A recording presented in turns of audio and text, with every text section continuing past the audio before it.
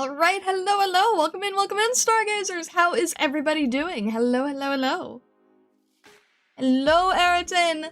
Hello, Sierra, hello, MG, hello, Babylon, hello, Siam Zero, hello, Raul, hello, Johnny Virgil, hello, ZM, hello, Aqua, hello, Golden Glow, hello, White Zengetsu, thank you for the pin! How is everybody doing today? Hello.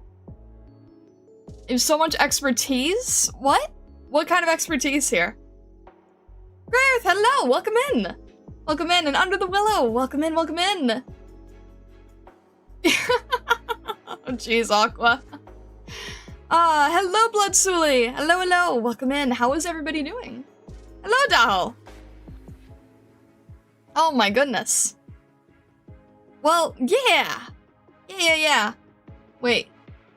I heard Star is open to my art advice today. I have so much expertise I would like to share. Did you want to take over? Feel free. The hood is down. The hood is down, yes. I figured, you know what? I was thinking about it. Because I was trying to record some video that you may or may not have seen yet. We'll talk about it.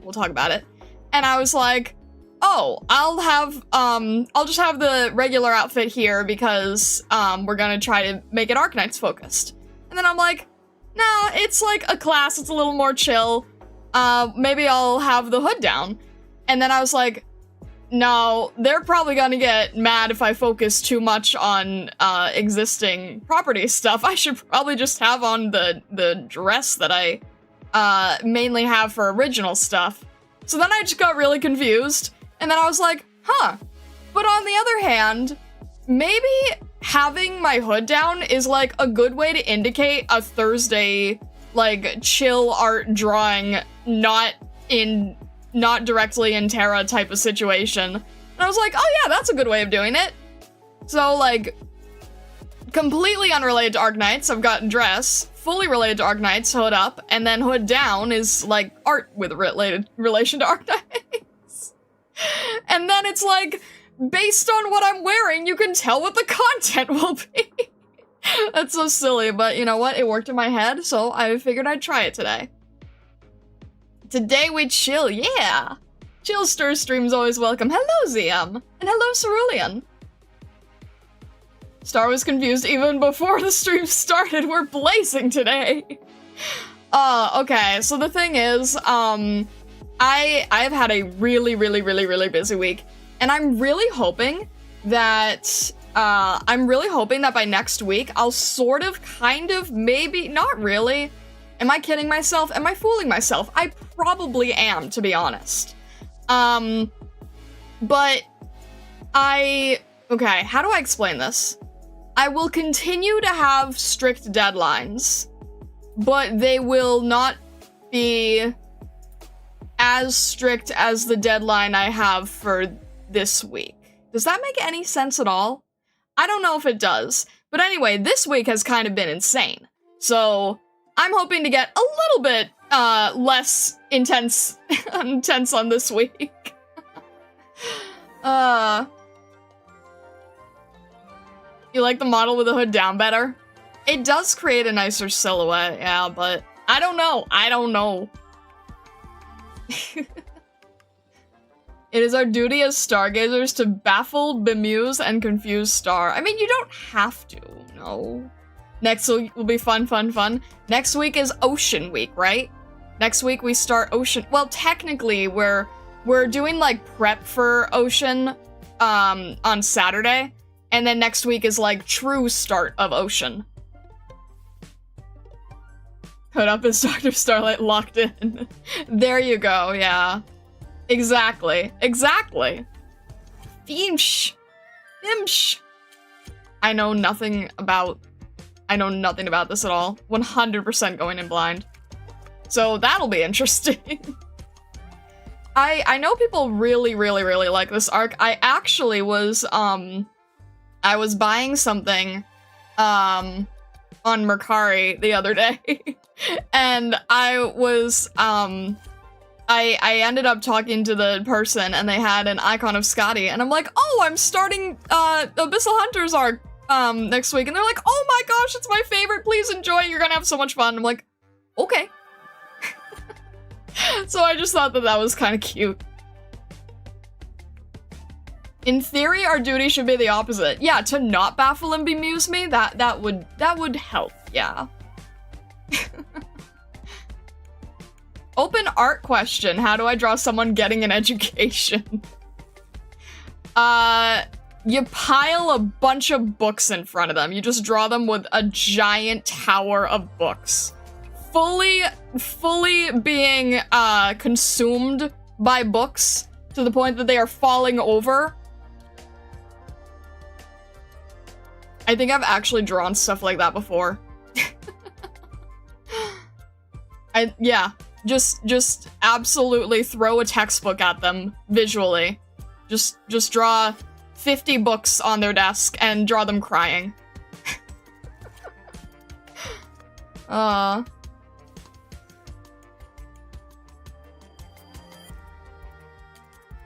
I have to convert you to seafood enjoyer ASAP. It's not my favorite thing in the world. Fish arc incoming. I have Everyone Loves Siberia to the tune of the Marineland jingle on repeat in my head. Didn't say I will do it. Oh my gosh. Books? Like reading? Events for Arknights per chance? I mean, yeah. You know what? That's exactly what it is. That's exactly what it is. You want to draw someone getting education? Draw me, have Zangetsu peering over and just slamming the history of Terra on my desk. That's basically it, right? That's what I need to draw. I need to have Zangetsu just like, whoomp, 50 books on my desk. All on the history, cultures, and customs of Terra.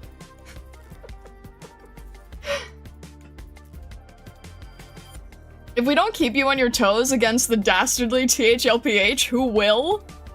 What? Jeez, catching strays here, THLPH. What do you mean, keeping me on my toes? What do you mean by that? Are you saying that THLPH is the only person that I have to keep on my toes? Because I don't think that's quite right. 500 hours of Terra's history. Yeah, seems about right. Train night. Hello, Aroma! Welcome in, welcome in. There is no chaos in Stars chat. Yes. Well, like you guys have said, we didn't have a Monday stream, so this is kind of like our Monday 1.5, I guess. What would you 2.0, 1.5? It's halfway into the week. What do you call that?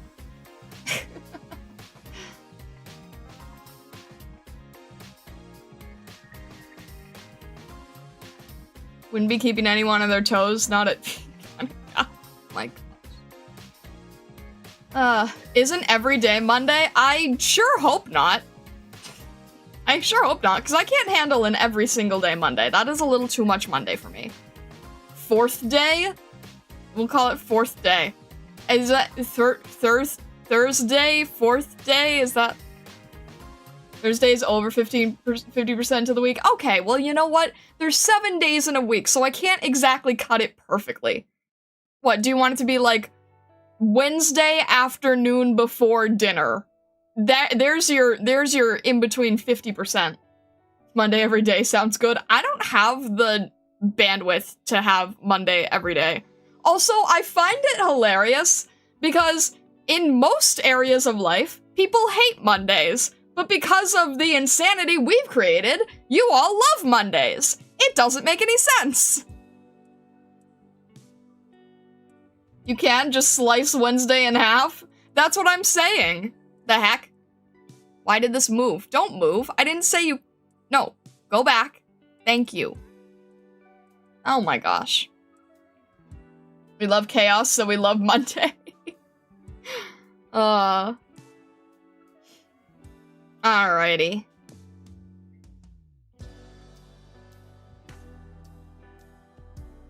You hate Mondays, but you're not an orange cat that likes lasagna. Well, there's a lot of people who hate Mondays.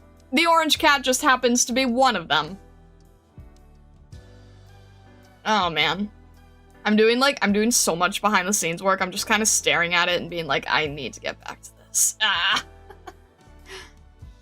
Trying to learn how to be a VTuber without being good at tech is pain. I think I'm decent with tech. It's just that VTubing has so many components that it doesn't matter how good you are with tech. You don't always have to be an Amelie Monarch to have tech issues. You can have tech issues even when you know what you're doing, because things just decide, hey, you know what? Today it would be fun if we broke. And that's what usually happens. Can we have Miss Christine for today? I don't know if Miss Christine works when my hood is down.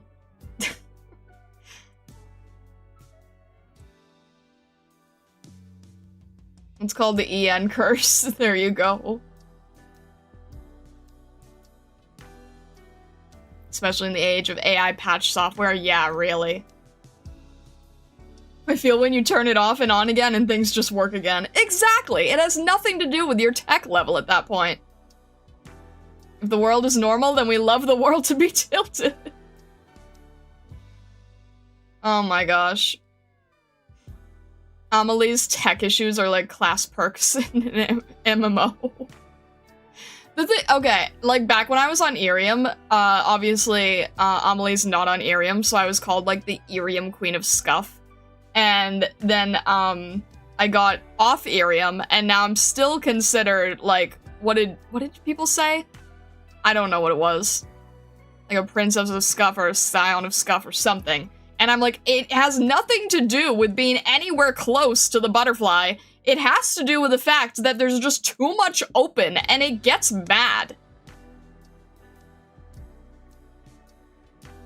The computer ghosts are mischief aficionados. It's funny you say that because I have a VTuber friend who is quite literally a computer ghost. It's kind of amazing. She's great. She's actually in the server. If you ever see Neo Sura in the server, say hi to Neo. She is a computer ghost.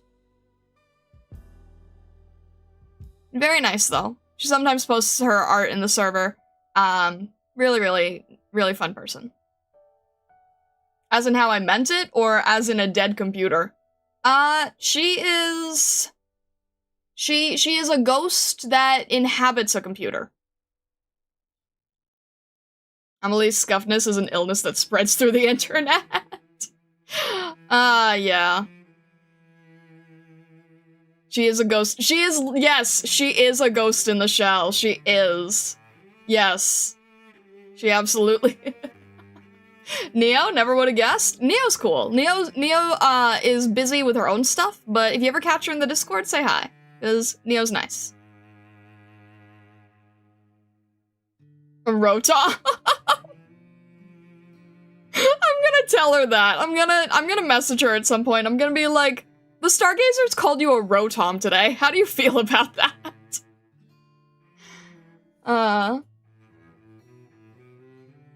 But yeah. Also, if you're new here, do consider joining our Discord. We have a lot of fun. There's a lot of crazy bunnies.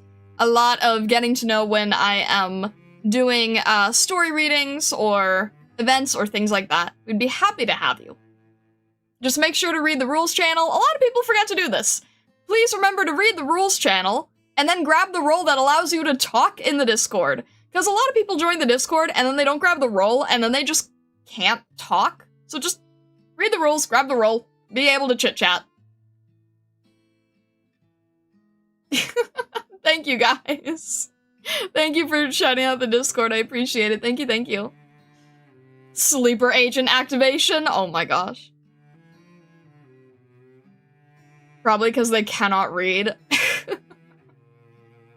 Talking in Discord is so 2015? By that, do you mean like 2 minutes, 15 seconds ago? Read the role, grab the rules, gotcha. Read the role, and you already lost them. I'm really happy with the community that we do have, though. It's like, it's funny, right? Because it's like, by requiring the role and the rule reading, we ensure that the only people who are participating in the Discord are ones that can read rules and do the minimum and also keep out bots. Rule the read, roll the grab. Read the gotcha, roll the gotcha. I've done way too much gotcha. Joke's on you, I'm in and I'm also illiterate. Well, you were able to navigate to a button, and you know what? I'll take it. You were able to navigate to a button. Incredible how well that works as a filter on people, as well as bots. Truly serendipitous. There's so many times where I've been like, maybe it's too much, maybe it's too confusing, maybe I should get rid of it. And then my mods are like, no, Star, please, it's the bare minimum, please keep it. Also, yes, thank you. Exactly, Siam0. Do not click suspicious links in your DM. No, your friend did not decide to suddenly start into game dev and wants you to test it.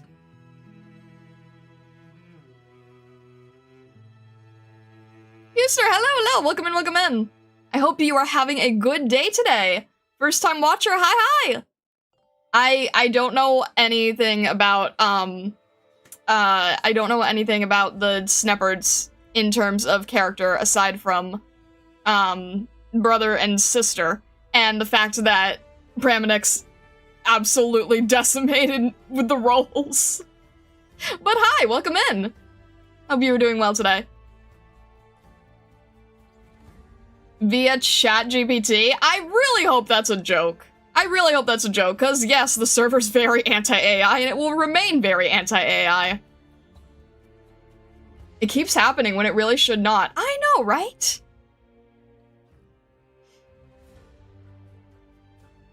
Read the rules. Got it. Technically, I guess? Remember the cheese tax? Oh. Oh my gosh. Super Debras. I know that you're very, very jokey. I know that you like to joke around a lot, but, like, we are genuinely very anti-AI here. And I will stand by it. Someone was watching one of my VODs where I was doing the You Official event, and they were like, oh, you hate AI? Shoot. I'm so sad that there are people like you who just don't understand the future. And I'm like, alright, that's the one thing in my life I will not be budging on, so, if that's a problem, enjoy Neurosama, I suppose. Rules can't stop me, I can't read. But yeah, anyway, let's see, what were we saying? Oh, Golden Glow wanted to teach art today, I believe. Do you still have any ideas for that? Dislike AI, but I don't mind Neuro? To each their own. It's not my personal favorite, but I understand that people treat her as an exception. That guy went on a really funny rant, though. Worth. True. Yeah, in the VOD that was about AI stealing someone's life work.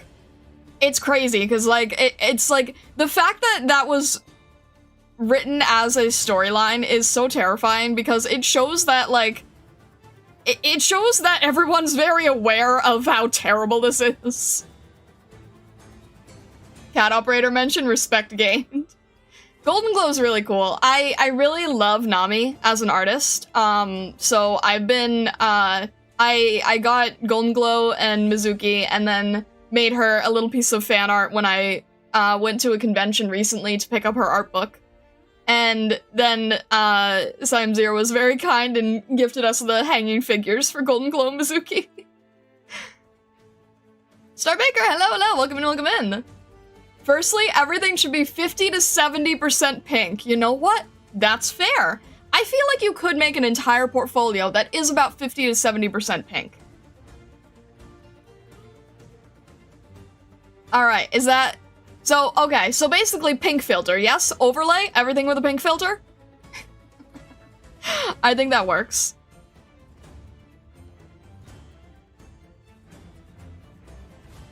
Search Arknights Pepe full name, also Nami's child. I have seen her crazy full name. Because she's limited, I probably won't be able to get her anytime soon. But Pepe does have a really cute design. You know what's funny? I'm sure everybody else realized this, but I think it's just fun, like, as an artist, that Nami gets to say that her children are the main colors for, like, CMYK, right? Like, as an artist, she gets to have the primary colors as the characters that she's responsible for, and I think that's really great. Will you use the snap?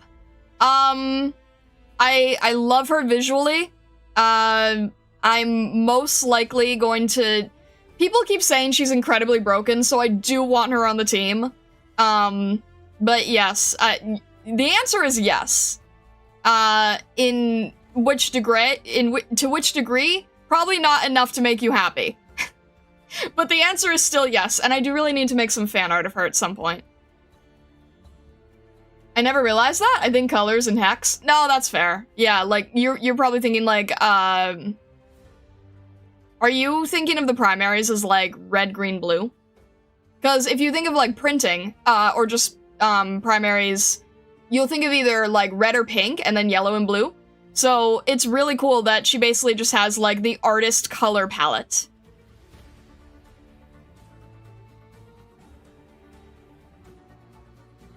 Who's Snap?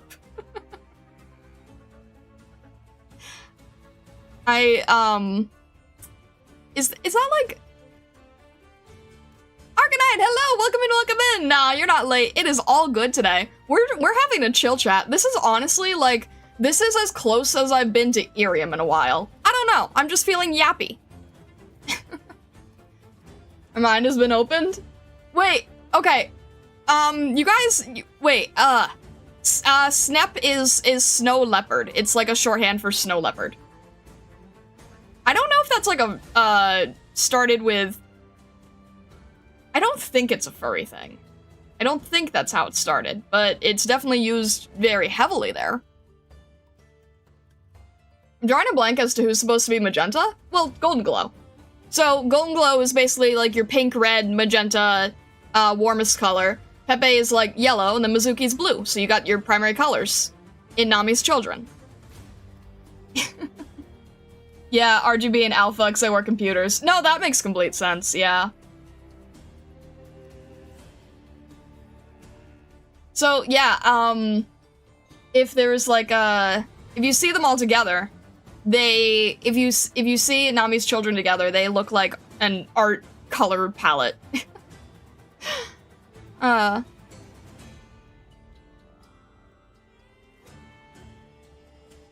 Yeah, anyway. Hello there.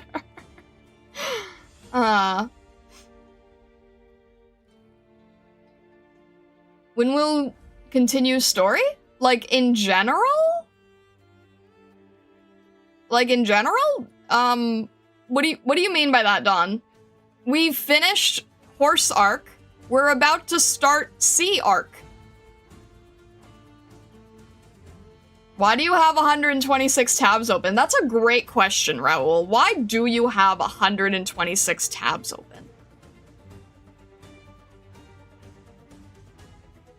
Suzerain is yellow, Pepe is K. What does the K stand for again? I don't actually know how it works. Like, I don't know why black is K. That's a great question. I actually don't know. Because he has closed his 127th lately. You have 356 tabs. You guys are crazy. K for color, obviously. There you go. 1K tabs open. I used to have this browser extension that would keep all of my tabs, and it was easier to use than bookmarks, and I would just have like thousands of them. And then it just kind of went subscription-based one day. and then tabs in the browser on mobile is like, you can keep up to 100.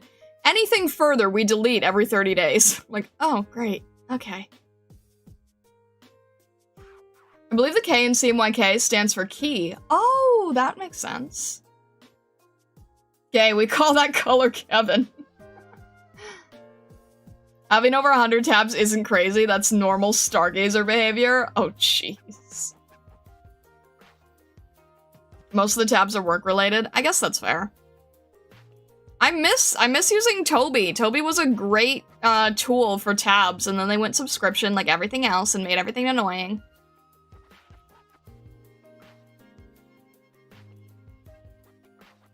I believe K stands for K-bye. Yeah, key would make sense. Although I don't know why key represents the black channels. I don't really... I'm trying to think in printing. Maybe because it's... Okay, maybe because black is like a key color because you need it like in regular documents and then everything else is like an added in color. I should know this! I really should know this. Give us a ratio. How much of your tabs is trains? How much is aroma? Accurate though. Anyway. Alright, I think most of the people who are here today, probably have already heard my announcement, but I'm gonna share it anyway, because there's some new people here. So hello, new people. Welcome in. I hope you are enjoying your time. Two really cool announcements. I shared them last stream at the very end, if you were there. And if not, I'm gonna share them again. And yes, I was trying to make a bulletin. I debated on doing a bulletin right before stream, but time was just not on my side. One is that I announced that I am now part of the Arknights headhunting program for content creators, which is really, really exciting. So that means that any Arknights related content is now basically supported by Yostar. Which is really, really fun. It's a really, really cool opportunity, and I am very, very excited about it. Also, unexpected, but the Atto contest worked out really well. Because if you saw in Starlight Chat, we actually did get a plush of Amia, and I'm really excited about that. So yeah, I'm just like, I'm fully into this. I've been absolutely, like, barraged into the rabbit hole here. I'm not getting out anytime soon. So now we are part of the headhunting content creator program. I'm really, really excited.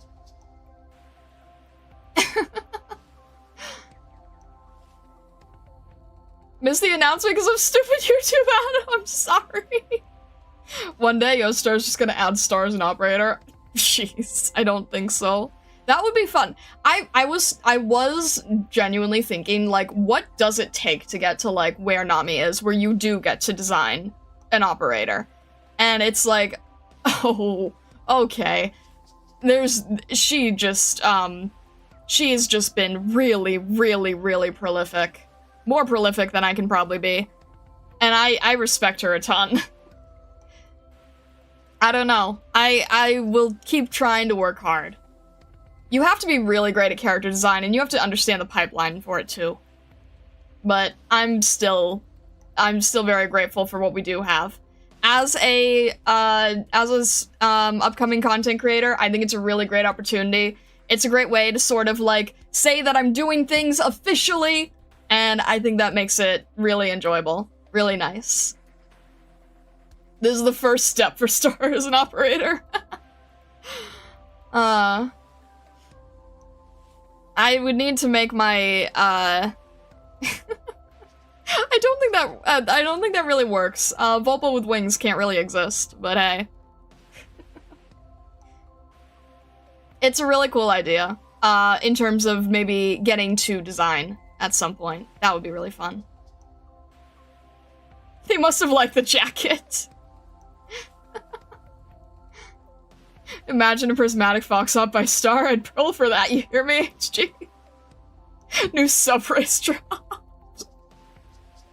I straight up made in that little, in that little teaser image that I made with the proxy poll.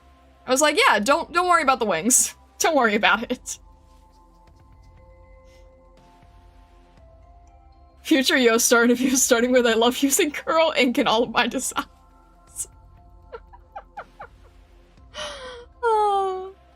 A suzerain skin with a nod towards you. A suzerain skin that is like Aurora or Crystalline. Oh my gosh, I would die for that. If you find an actual winged wolf mythical creature, you can justify yourself as some long-lost elder. I'm not a wolf! Sectofox. You know what's funny? Okay, this is gonna sound fake, but it's not fake. There is technically, depending on which style of, mythos you follow, because it's described in different ways, because, you know, that's kind of like how, chimeric type of creatures work. There is technically a winged fox creature, and it happens to be called an Enfield. I'm not even joking.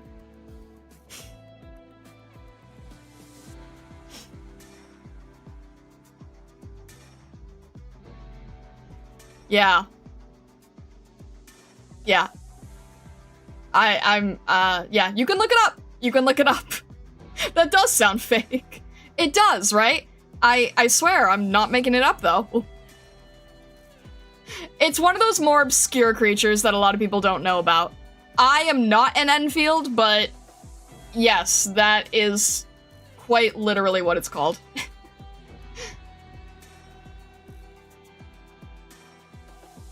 Thank you, MG. There you go. Yes.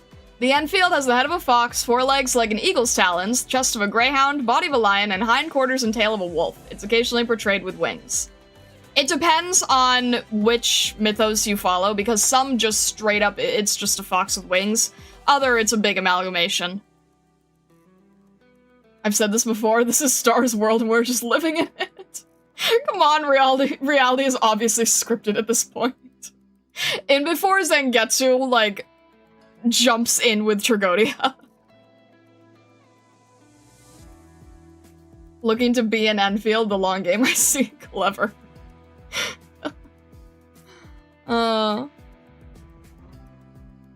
You official stream sidekick, Volpo with cardboard wings, another 0-star character. Oh my gosh. They're also real flying foxes, but they're bats in cosplay. True, yeah. But okay, of the bat species, flying fox bats are the cutest ones. By far. They have a little ruff of fur on their neck, they're precious, and they're huge. But they're great.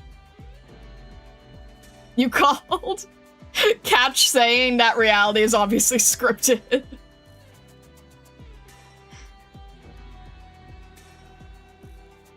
Yeah, flying foxes are the cutest bat type.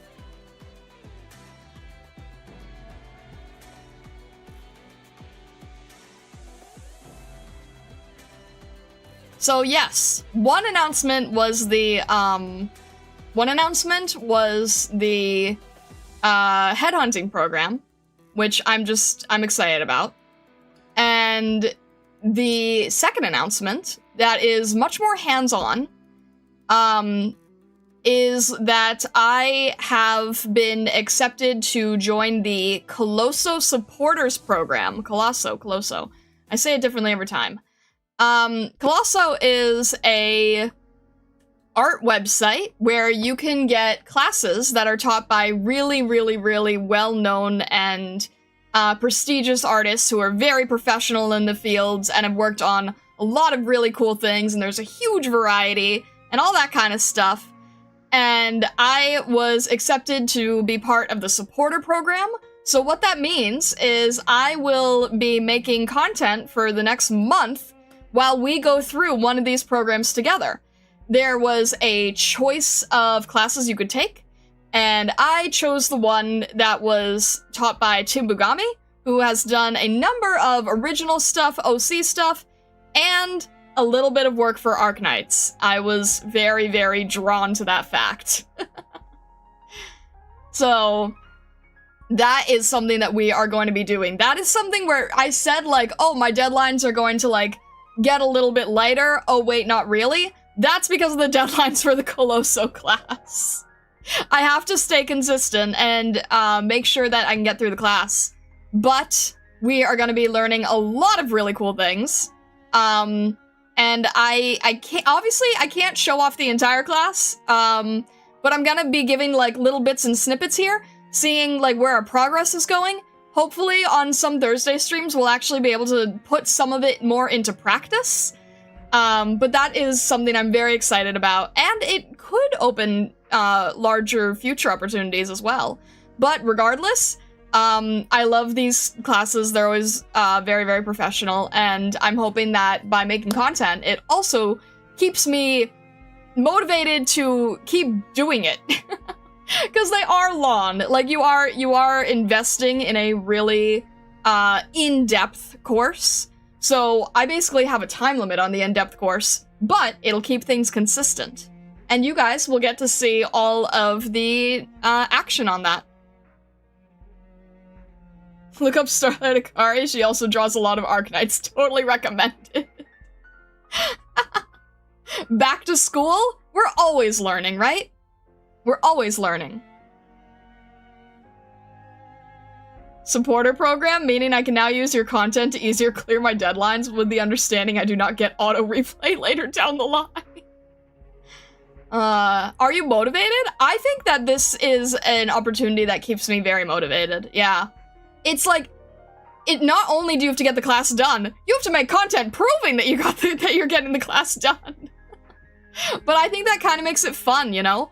Because I need to stay consistent. You guys know that my most consistent time is when I'm doing daily shorts, which is like, what, 4 times a year? So I need to be able to not have to always do daily shorts. But the consistency in drawing, improving, doing greater work, that is really, really beneficial. That is very important on its own. Consistency, I wonder what that is. You know, you gotta keep trying, you gotta keep working. I'm really excited about the course because it opens up where Tibugami seems to go really, really in-depth with drawing the head construction, making sure you understand 3D. Then it goes a lot into gesture, which I think will be really good if we need to do anything that's like very dynamic, very movement-oriented. And then there's a huge section on color, which I really, really, really want to improve my color theory. I might actually take some future classes for color, because despite being a rainbow fox, I don't really think I have the greatest grasp of how to utilize color in the dramatic sense. I throw a bunch of pastels everywhere, but I really, really, really want to work on those beautiful, intense pieces that we see in the CGs, right? Like, that's where I really want to get to, is those really poignant type of pieces. And then there's a little bit in how to have the character in the background, which I think, like, not in the background, what do they call it? Integrated into the background. To make everything not feel so separated, make everything feel very natural, very intentional. So yeah, I'm hoping it'll be a lot of fun, and you guys will get to see, like, all our progress along the way. Every little piece of studying that I'm doing, I'm gonna be posting. When you improve, is it guaranteed my future art pieces will look even better than now? That would be the goal, yeah! That would definitely be the goal. Want to get better at, like, digital rendering and more vibrant colors. That's gonna unironically take, like, 3 years, and god, what a bother. Well, Raoul, it 100% depends on if you believe that it's worth your time, and only you can decide that. Rainbow Fox, jack of all trades, master of none. So true. I feel like the value work you did back on Innis was good to get you out of your comfort zone. Maybe something similar with palettes you don't usually touch would be good. I'm gonna see, like, what the course entails. I can't show the course on stream, so what I'm gonna have to do is I'm gonna have to balance, like, taking the course, writing down what to apply, and then doing some on-stream, some off-stream. Like, it might also be ending up as part of our Monday stuff. I'm not really sure yet. But yeah, more vibrant colors. That's something I really want to figure out too. I do agree that the Innispiece was probably my best dive into really pushing deep contrast and value. I feel like the Innispiece is something that has carried over to future pieces I've been working on. I still think I have a while to go, but I agree that that was a really, really, really good study. You guys want to see some work by Timbugami? I had some pieces pulled up because I was already trying to prepare the short that I threw up on YouTube right before stream. But I think you guys will like this. You've probably already seen the pieces too. Let me see which ones we have here. We have a few. Alright, let's see here. So these pieces are all by Timbugami. So one of them was the summer piece. This was a Timbugami piece. So as you can see, Timbugami really, really understands like light and shadow and really understands gesture work. So I'm really excited by this. Like, look at how the hands are positioned, the angle of everything, the depth of the composition. The one in the short, really sweet. Yeah, the ones I'll be sharing are on the short. Also just, yeah, look at the sense of color is just so good. Everything is so confidently done. Everything is just really, really confidently, like the shadows in the sleeves here are really good. The really bright light pieces. Not a fan of the short people, no offense. Well, it's less about each individual character and more about like the concept of the composition and the color theory and everything, right? The color theory in this is so good. Like, I don't think I would know to do this sort of glowing shadow color. I don't even know how I would describe it. But I think that's really good. Yeah, Amiya's pose is fantastic. The gesture work is great. Dynamic composition is also a big part of the class, so being able to arrange all these characters, I think, is going to be really strong. Hint, hint, this is also really helpful for the Sea Hero pieces, because dynamic composition is usually what needs to happen in Sea Hero pieces with a lot of different characters, right?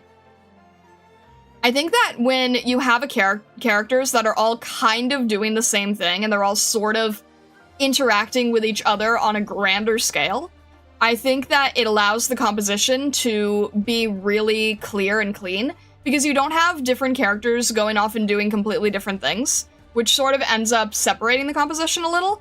But when you have everybody engaged in the same way, I think it makes a really, really strong piece. The point of view is great, yeah. Like, even just the beach ball, like, having that little blurred effect being so close to the camera, having, again, the shadow with Tomimi, it's just really good. Amiya is adorable in this. I can't get over how clean this is.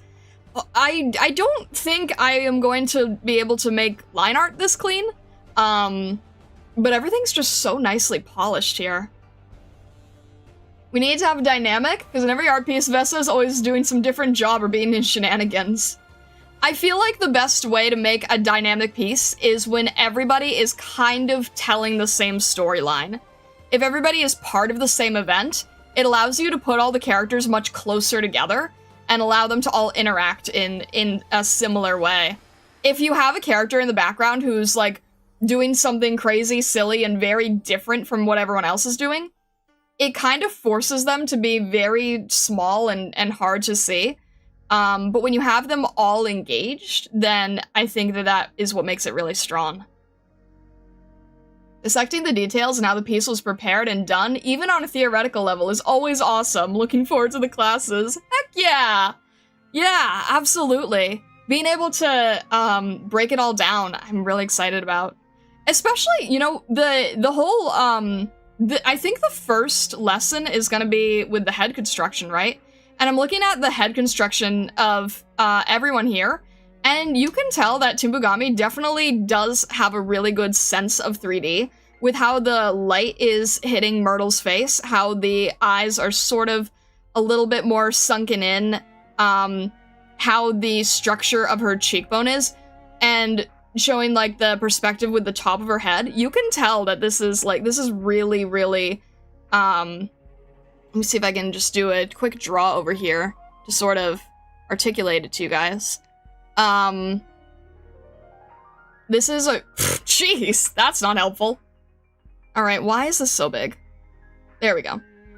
This is a really strong sense of 3D, and I feel like it's easier to break it apart when you're just going over a finished study. It's quite another thing when you are trying to break it down on your own piece. You know what I mean? Breaking down a master study is different than learning how to actually apply it. So, being able to figure out this top of the head and everything, and then these sort of divots and everything, this is really smart. Really, really nice. Really clever. And then same thing with Tomimi here, right? Like, we have these pieces, and let's see. We have the top of her head where the beach ball shadow is. And then, see, that's not even right. I don't even know how to quite break that down yet.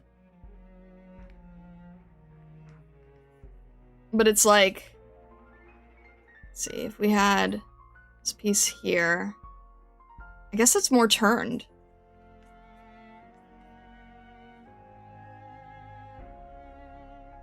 This kind of helps you figure out the center, but because it's anime, it's always going to be a little bit lower, too. And that's about where the nose is on anime.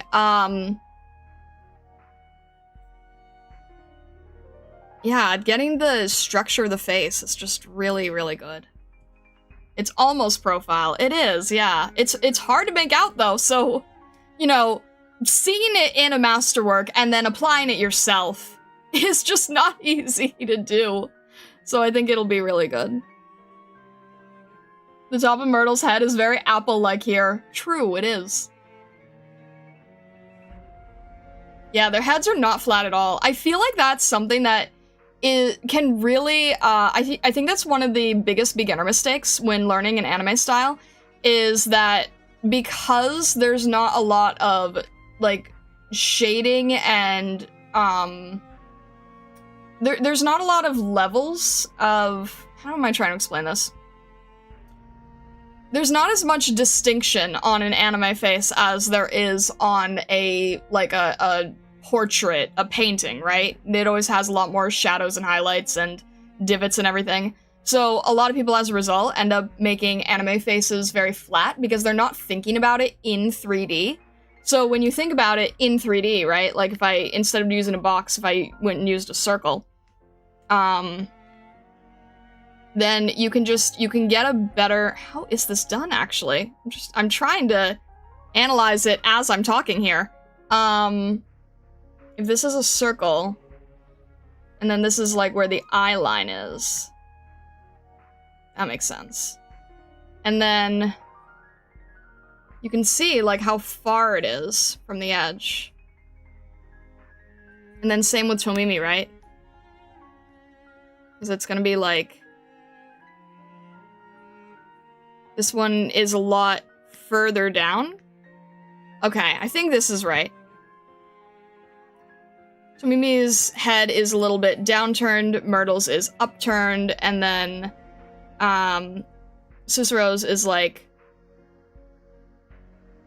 basically almost facing here. So we have a lot of different directions that everybody's facing, which also helps create some really great composition too.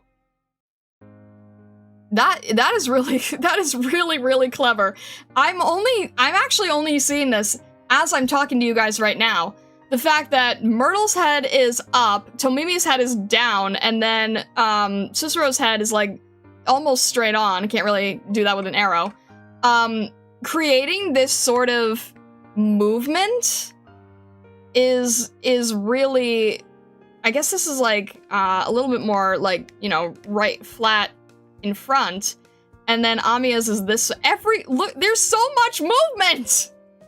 The composition is so good. There's so much movement. Even just to how the characters are facing, right? It's so good. It's so nice. All right. I think, is it okay to debate in class with the teacher? Oh, that's something I should really, actually explain. These classes are not live. These classes are not directly with the teacher, they are pre-recorded classes. I should make sure that I add that disclaimer, because that is also very important. These are basically at your own pace thing, unless you're doing what I'm doing, which is, you have a month. But these are all at your own pace, on your own time, at your own schedule. Line of action, pinballing the viewer's eyes around. It's so good! I love it. So yeah, I can't actually, like, speak with the artist, but, it's fine. I have taken classes from Coloso before. The pre-recording is basically, it's like, really high-end YouTube videos, right? Is it similar to Udemy? Yes, exactly. That's a great way of describing it. It's similar to Udemy. The difference is that the artists that they have on there are people who have done really cool things and worked on really amazing properties. There'll be someone who's teaching a class who's done, I think in the short, right? I showed that Nekojira has a class. Nekojira is the art mama of Raura Panthera from Hololive. So you've got some really big names who are doing classes. And it can still be hard to find someone who's, like, both talented and good with teaching, but I have a good feeling about this one. But yeah, that's a great way of describing it. It basically is similar to Udemy. Alright, the other one I want to show you is... Wait, have we seen THLPH in here? Have they been in here yet? I can't remember now. Well, they might want to check this out later, I guess. Alright, this is it this one? I'm trying to remember. I think it's this one. Not today? Shame! They're missing out! Because this is the other piece they've done. Sorry, THLPH. I believe this was, I think they said it was a first anniversary piece? You guys have probably seen this already, right? I'm guessing you guys have seen this already. I think this was a first anniversary. I can't remember what the description said now. But yeah, and again, we're playing with the head angles! Everyone's sort of looking a different direction and making your eye go all over the place. Also, really great perspective, too. Sort of being able to have that worm's eye view showing the ceiling. I saw this since 2020! It is one of the older ones, huh? It's really good, though. It's so clean! I can't get over how clean it is! And here I am saying that I didn't want to have a clean art style. I wanted to do, like, a really messy, painterly one, and this is super not messerly and super not messy and super not painterly. However, the focus of the class is on, like, construction and the body and color and background. So even if you have a messier style, I think it's still good. Back when artists still didn't know if silence had arms or wings. Nostalgic. Oh my gosh. That's funny. They did the, oh my gosh, they did the equivalent of, like, hiding the hands behind the back, didn't they? Honestly, I cannot blame them. I can't blame them for that. Oh, I love the flow in this, though. I love I love Saria's hair in this piece. Look at the shadow, the inner shadow color of this hair is really nice.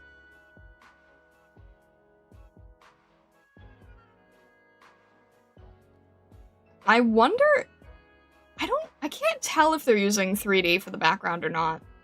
That's something I'm always wondering, is like, how many artists do use 3D for the background? Because there is another class on Coloso I was looking at, and it's about doing anime backgrounds, and from what I can tell in the preview, it doesn't look like the artist uses any 3D. I'm like, okay, dang. That's very impressive. I'm not really sure, I can't really tell.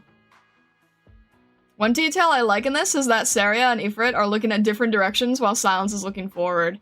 It's funny, right? Because it's kind of similar to what we were saying before with this piece, where it's like Susuru's looking up, Tomimi is looking down, and then Myrtle is looking upward, but like not directly at us, like Susuru is. And in the same way, you have Silence, who's kind of staring at the viewer, and then Saria, who's looking here, Ifrit's looking here, and then Silence is sort of like, you know, straight at the, can't really do a 3D arrow, but you got what I'm saying, right? Like, this, I guess. I don't know how to do it. But again, you have that bounce around effect with multiple characters. The background feels very old sci-fi comic book. True. I don't know anything yet about, this. I don't know anything about these. Oh my god, what is it? I'm blanking on the group name. But Rhine Lab. I don't know anything about Rhine Lab. So I don't know, like, if that makes sense or not. But I think for this piece it works really well. Especially with the way that the lighting is hitting everyone just on the edge. The colors all being in the shadow and then having the strong lighting is an effect we see a lot, but I think it's done very effectively here.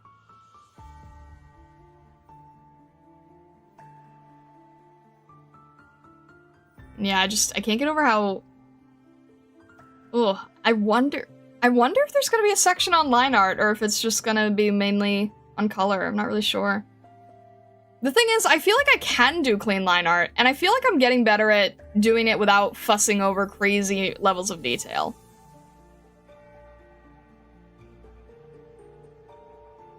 I'm looking at here.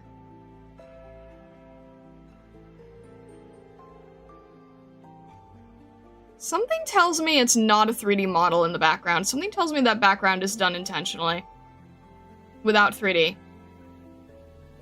And the reason I find that so interesting is because, that is part of the course. The title of the course is... Where is it? The title of the course itself is creating characters and backgrounds that pull you into another world. So if it does touch on backgrounds in this kind of way, where it's like, it's not a full, like, you're not being an environment artist, you're not doing whole landscape work, but it's just enough to make everything feel lived in, I think that that is something that will be very interesting to see.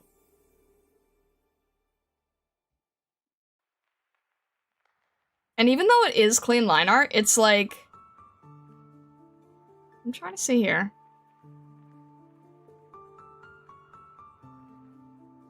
It is clean line art, but I can also tell where some of it is just pieces that, that aren't like this piece here, where it's not fully doing the rest of the color. I think this is like a way to make clean line art, but still make it very visually appealing. Having the broken lines here probably looks a lot messier in the sketch, and then once there's color on it, a lot of that messiness probably disappears. That would be my guess anyway, I'm not really sure. There is definitely a lot of intense line art on it, though. There's tiny little highlights in the scratches.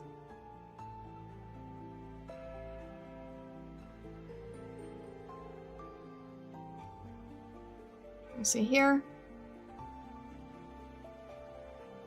It is still a very clean piece. Overall. It's really, really polished.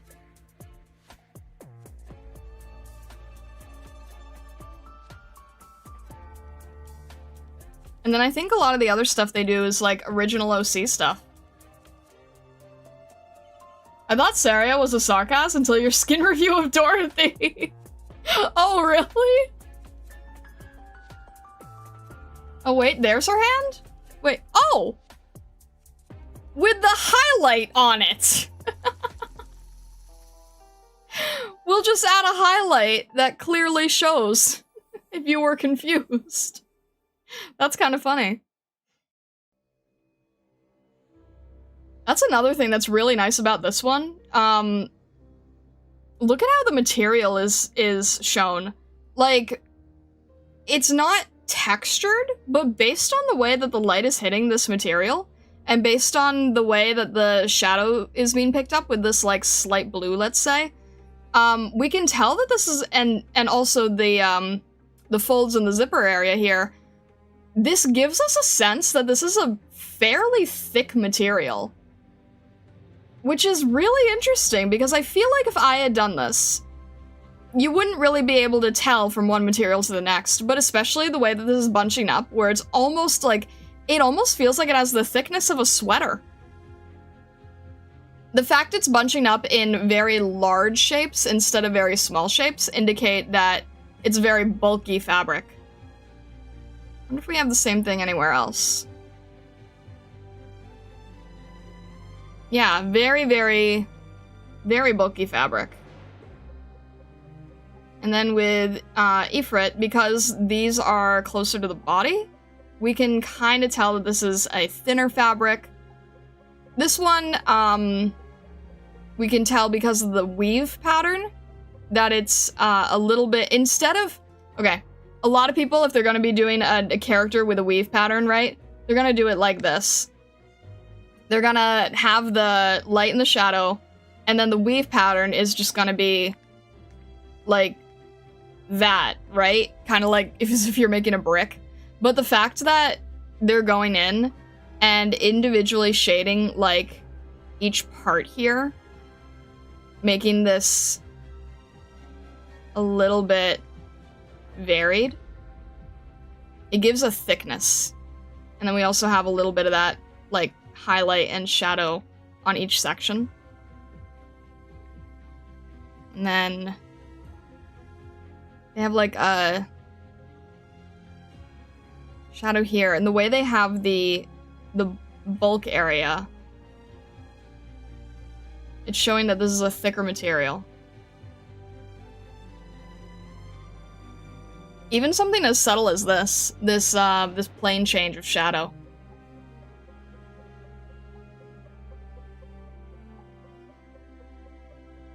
We can also see it really well here. The plane change. Again, really good with showing thickness.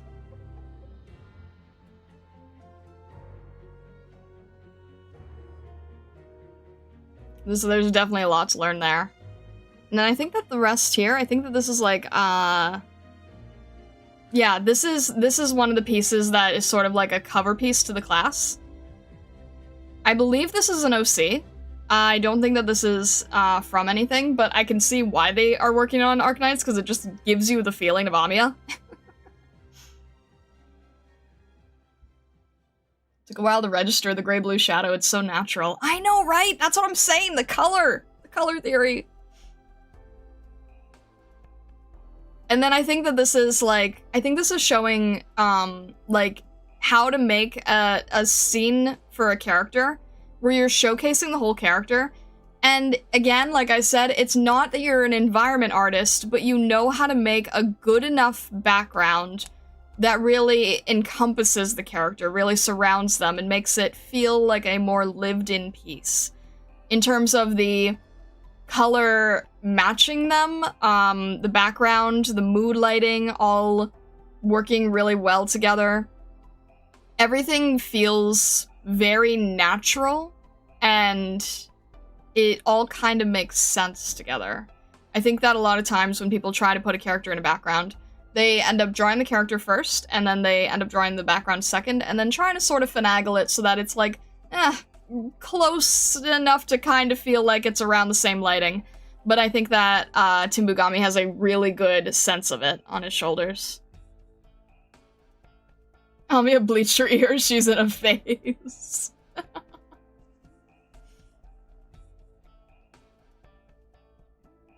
It definitely does make you think of, like, you know, the brown hair tied up and everything. I think that this is their OC that they've done a few pieces on, and when I saw that, I was like, huh, this looks strangely like Amiya. And then I'm reading, like, oh, work I've done, and it's like, has worked on Arknights. I'm like, yeah, that adds up. That checks out. That makes sense. But the class itself does look really solid. So, this part is not at all sponsored, but if you are interested in, well, okay, half sponsor, I don't know what you would call it. I just wanted to say if you want to check out the class, you can. And then I was also given a link for a coupon if you're interested. But it's not like I get any kickback from that. That's just sort of like, if you wanted to follow along with me, you can, but you don't have to. Amiya with bleached highlights would look super cute, to be fair. That would be fun. Well, it's kind of funny, because, like, in some of the illustrations, or, like, in her Nendroid, the tips of her hair is blue. I don't know, white ear tips? Yeah, that usually works. White ear tips is usually a good design decision. Gosh, I have no bias whatsoever. My coupons. That's the frustrating thing, is I'm doing everything video style. So I'm like, yeah, I have a short, and check for a coupon in the shorts, and then YouTube is like, that's cute, we don't like links. So, I don't know. If you put that in a community tab, I think it works, so I might have to do that later. I'm probably gonna be posting it in the community tab. I don't know. I'm not used to making a consistent-ish amount of stuff. We'll see how this goes. This is experimental, both in terms of doing the class itself, and in terms of me just making different type of content to talk about thing. Like I said, I've been wanting to add in, more original stuff, more art-related stuff, and I feel like that this is a really great way to sort of transition into part of it, where it's like taking an art class, but also practicing with drawing operators, right? So I might learn, like, head structure, and then it'll be like, okay, we figured out a better way of doing head structure. Now let's try drawing beagle, or something like that, right? See how it improves between one beagle drawing to the second beagle drawing. I don't know. Do you guys have any ideas for what I could do with it that you would want to see that would be interesting for you? Because I think I can be a little bit flexible with it. As long as I make sure that everything is, like, meant for the class, I think I can be flexible. So I'm curious what kind of things you guys might want to see. If there's any types of things I could possibly integrate or add or consider. It might be fun to sort of, think if there's anything like that you want to see. I'll also probably be posting shorts that are like speed paint of practices and such. I think that's gonna be a lot of it too.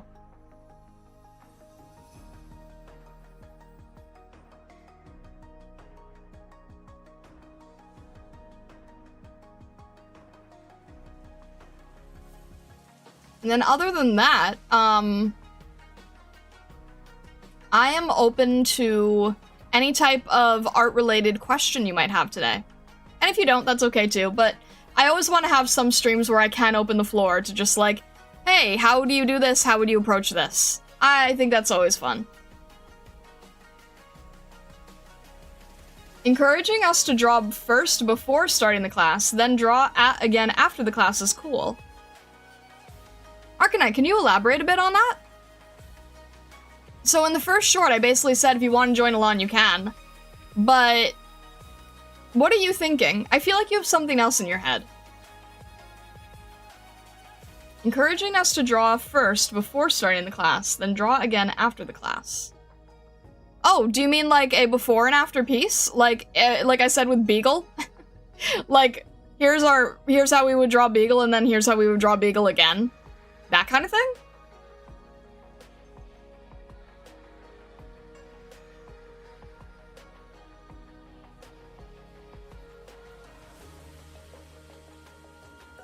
That's kind of why I had some of the earlier pieces, like with Astacia and Vendella.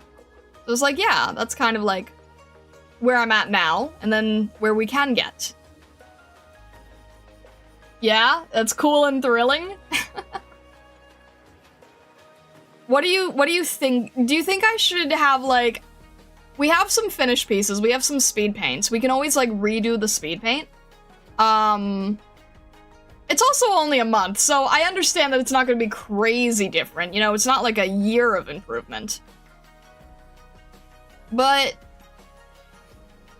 I'm trying to think if I have, like, any existing work that we could redo, or if it's something where I should try doing, like, I might have to think about that. Maybe just a quick sketch of, like, here's what I can do, and then watch the lesson, and then be like, and here is how we learned how to make it better. That could be cool. That could be cool. We could take an operator and maybe do, like, let's say a headshot drawing, like a really quick sketch headshot drawing. Here's how I currently approach the drawing. And then, like, watch a lesson or two that's, like, a few hours, and then it's like, okay, now we're gonna immediately try to redo the drawing. Maybe wait to see what the actual subject matter dives into before deciding. Oh yeah, no, that's true. I'm just sort of thinking out loud. I'm just getting ideas, that's all. Yeah, I mean, if it says you have to do something else, then that's fine. But if it says, like, oh, and then we're gonna practice doing, like, you know, 10 heads as homework, then that's another thing. So I'm just keeping it open-ended and stuff. You can kind of tell with some of the preview images in the class, like, yeah, there's gonna be homework. There's gonna be some that are head studies. There's gonna be some that are gesture drawings.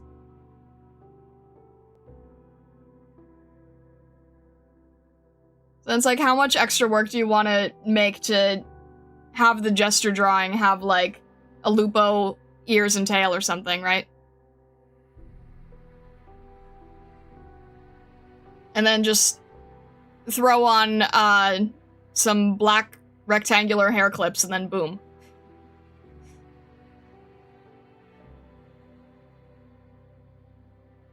So that's all I'm thinking. I'm just sort of thinking out loud. Like I said, it's just sort of a chill day. We're just sort of yapping.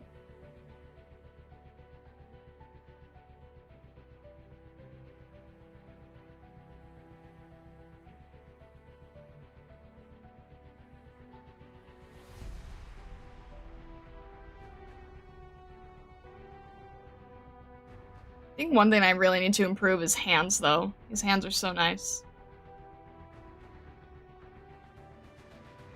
Oh, you know what? That's the thing I think that I probably need to improve the most in, is proportion. I feel like proportion is really where I need to struggle. Can we see you build a structured pose based on a character? Hands look really difficult to draw. They are. They're notoriously the worst. A structured pose based on a character. What do you mean? A structured pose? See, that there is a whole section on gesture and dynamic proportion. Does proportion not shift around with style?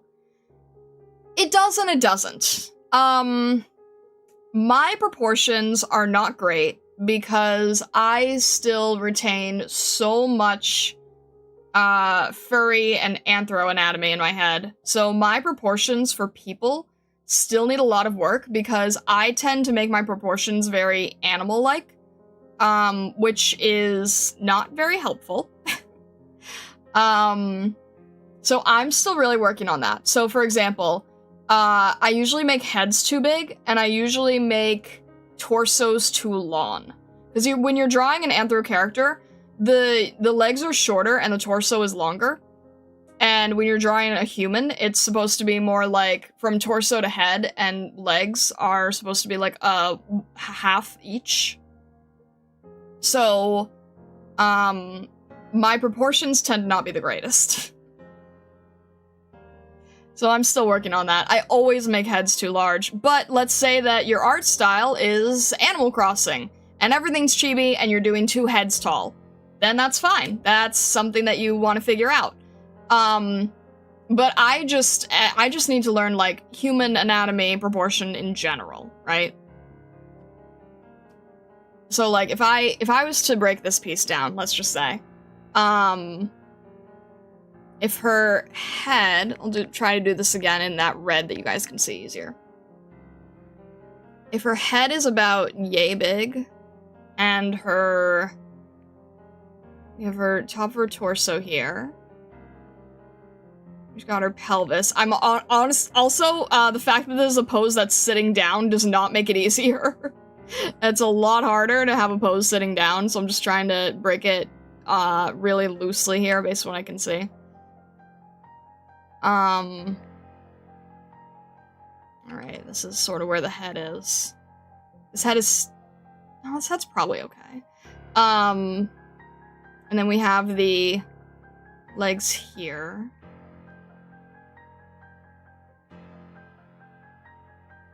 And then the foot. I'm just sort of breaking down what I can see right now. And then we have her arm here. Or I'll do the other arm because it's a little easier to make out. So I know that your elbow is at your elbow's basically at your belly button.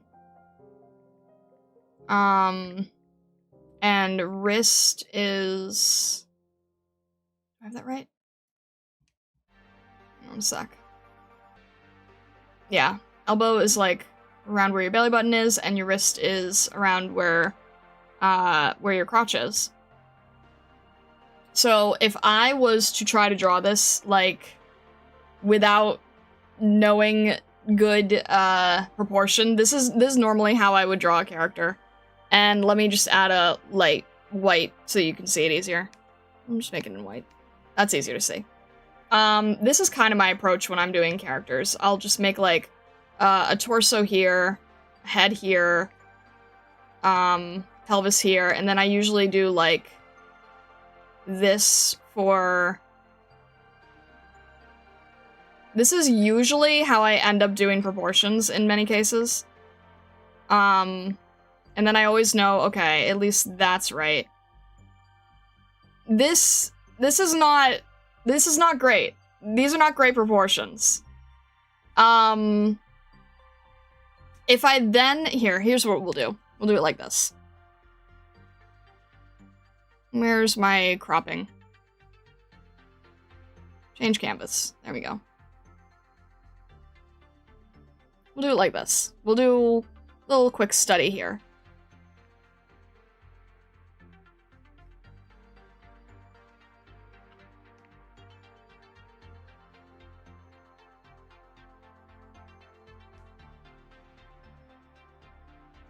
Make that more like a gray. Okay. So without doing any studying, this tends to be like more or less how I do human proportion anatomy. And the reason that I do this, the reason I'm stuck doing this is because of this. Watch this. This is magic, and not in a good way.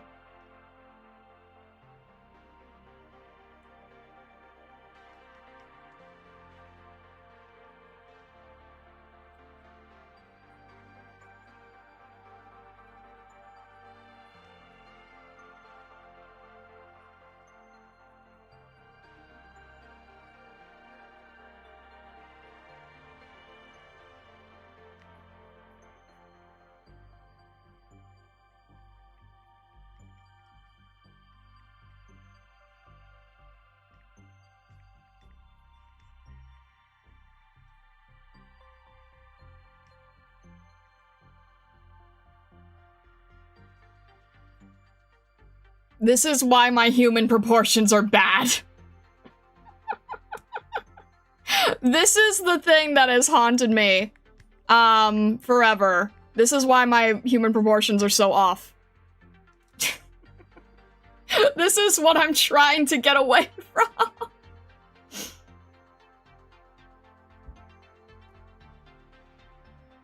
So, this is what happens, you see? This is what ends up happening, is, I still draw my proportions as if I'm drawing Anthro. So this is what I'm saying. When, yes, do proportions shift around with style? They absolutely do. Are there proper ways to draw a human? There sure are.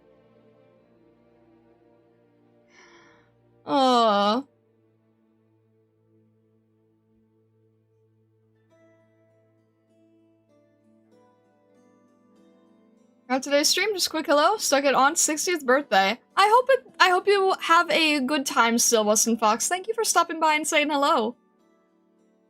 She sees everyone like an Anthro Fox. I see everyone like Anthro in general. So it's very hard because I was not, how do I say this? I was stubborn. I was very stubborn when I was learning to draw, and I only ever wanted to draw animals and creatures and Anthro, and I never properly, like, fully studied human anatomy. Emphasis on the word human. It's a miracle that my own illusion magic doesn't look more stocky.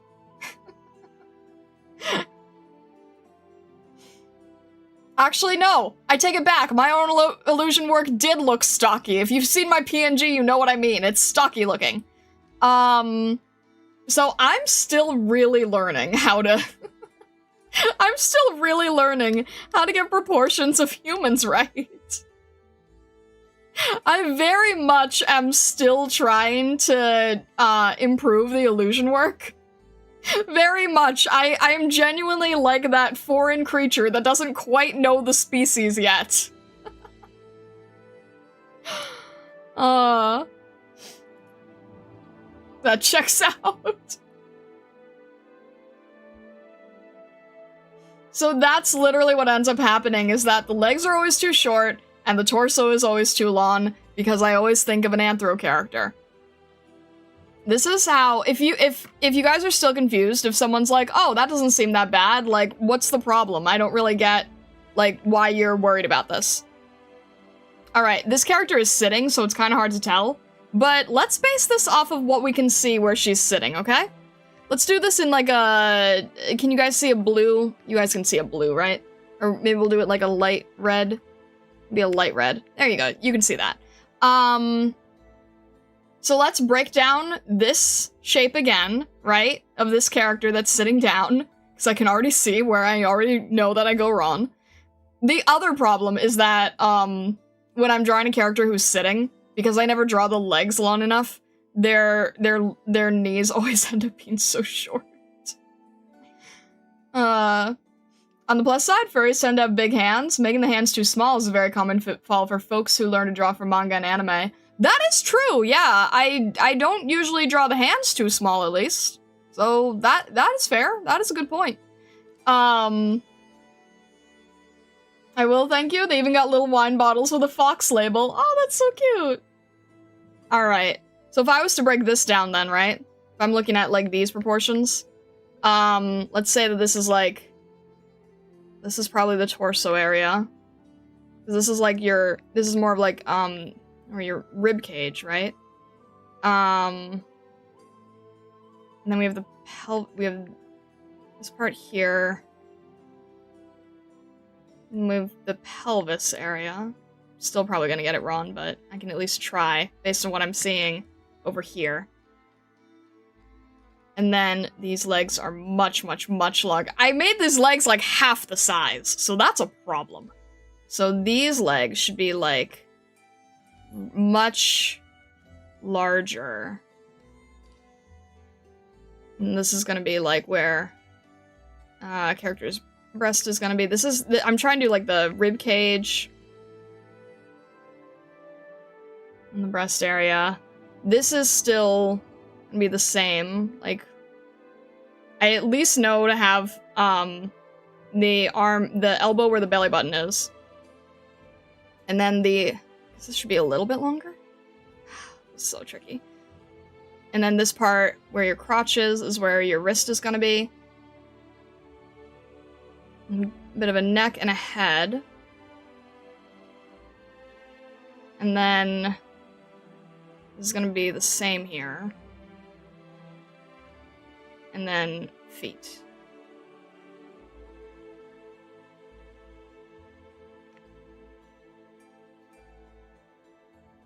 Okay. That's a little bit different, huh? It's just a little bit different.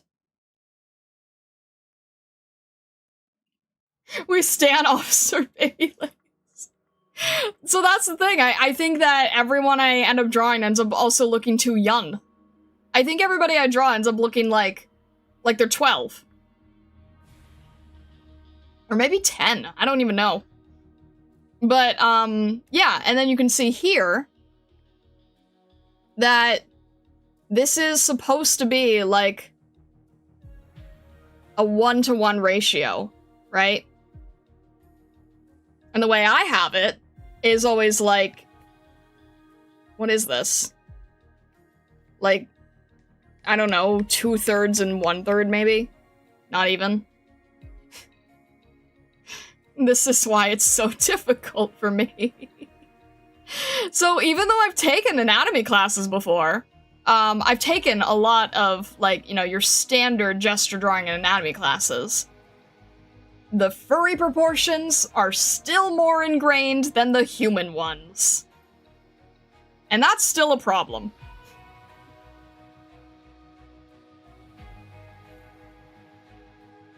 Have you drawn an older/elder anthro? What, like the Rat King? You include pelvis with the top on the right, but not the left. I was really, I think I was just, like, really roughing out the left side. I mean, yeah, this still should basically have, yeah, that's another problem. This kind of, if I was, I guess it would be a little high. Yeah, I think I always end up making the pelvis too long as well. So that's also another problem, but I don't know. I don't know. It's just not correct. That's basically what I can say. It will look odd, and the other problem is that when you have a character who's sitting like that, with the way that I've done with the way that I draw the hands, I'll have the hand be like here, and then the knee is here. And this doesn't look right. This knee is way too short, and this hand is way too long, because that's how it always looks in anthros, that the arms are longer than the legs. I basically corgify people!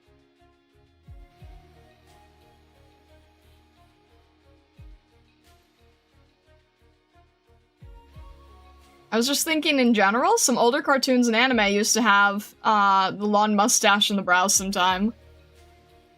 Long mustache and the brow. Oh, I see what you're saying. Yeah, like a gruff, what type of, not like a, what would that be? Like a terrier type of character, right? Usually terriers.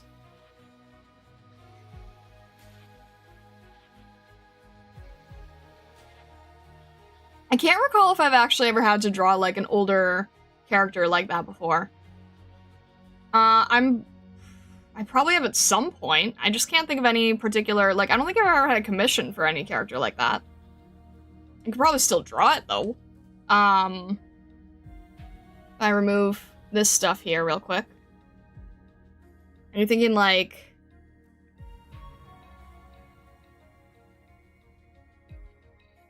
I feel like I might have at one point, but I don't know.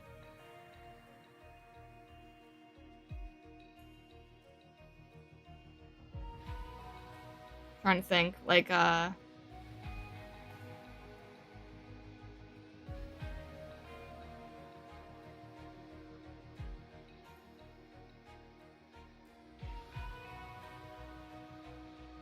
I feel like it's probably more likely that I've done this with a dragon.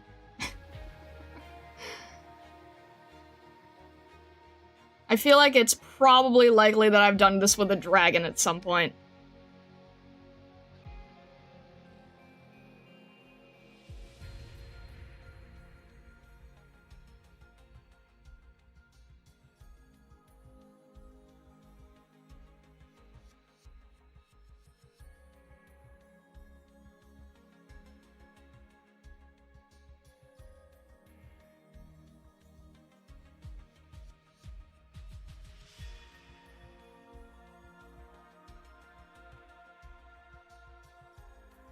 You mean this kind of thing?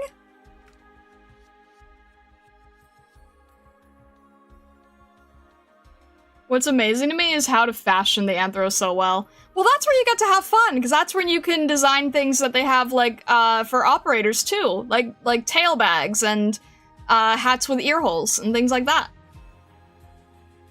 Trying to think of old furry, that all that comes to mind is Owl from Winnie the Pooh.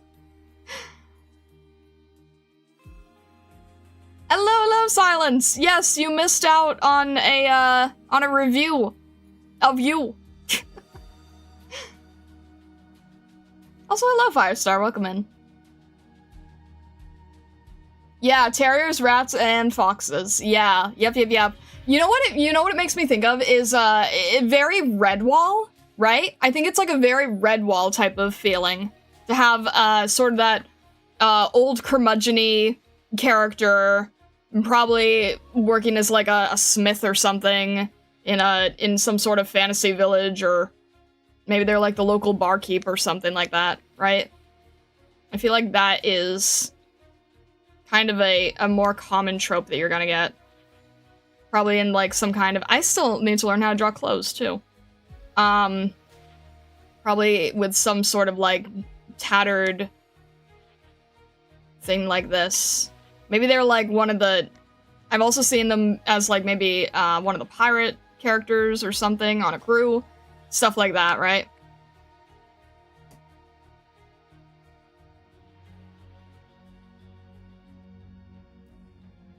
Yeah, probably Robin Hood. I think Robin Hood would make sense for that. There you go. He's now part of some variant of Robin Hood or Peter Pan or something. Probably just still make the head a little bit smaller. Oh, you know? Okay. Someday on a Monday stream, I'm gonna play Soldier Robo on stream, because Soldier Robo is probably one of my favorite DS games of all time. Don't know how I would exactly do it, but Soldier Robo is, like, in my opinion, is peak Anthro design. And Soldier Robo does have a character who is an old man terrier-looking character, now that I think about it. I don't know if anybody knows that game. It's really, really obscure.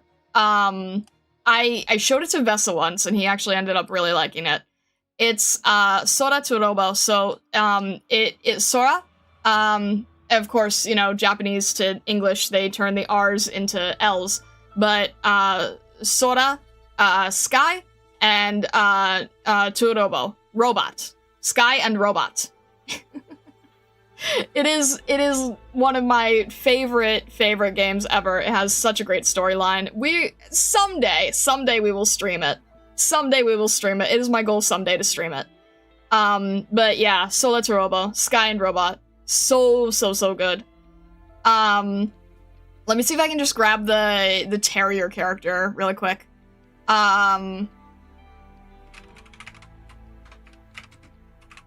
And you guys will immediately see what I'm saying. What's his name? Yeah, this dude. Okay.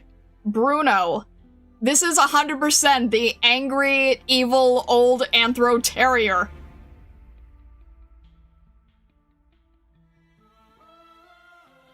Look at this guy! Look at this design! It's an angry, old, evil terrier! Look at this thing!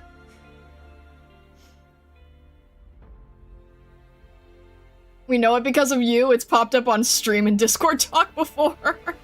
Fair enough, yeah. Fair enough. Fair enough, but still. Evil dog. Evil dog, so there you go.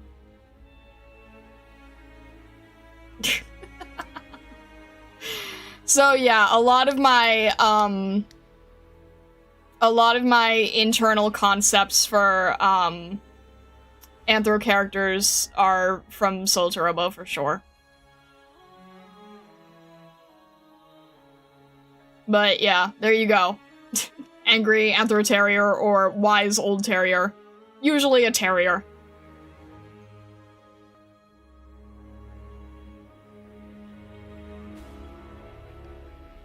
The only DS game that stuck with me remembering it was World Ends With You. I never did play that one.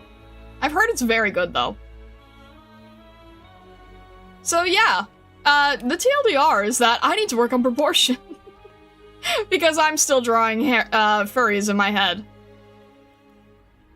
Which is why, you know, it's sad, because it's not even like I can translate it to, like, a character like Mountain, right? Because Mountain is just full human proportion. But we are learning, we are getting there, and that is what is important.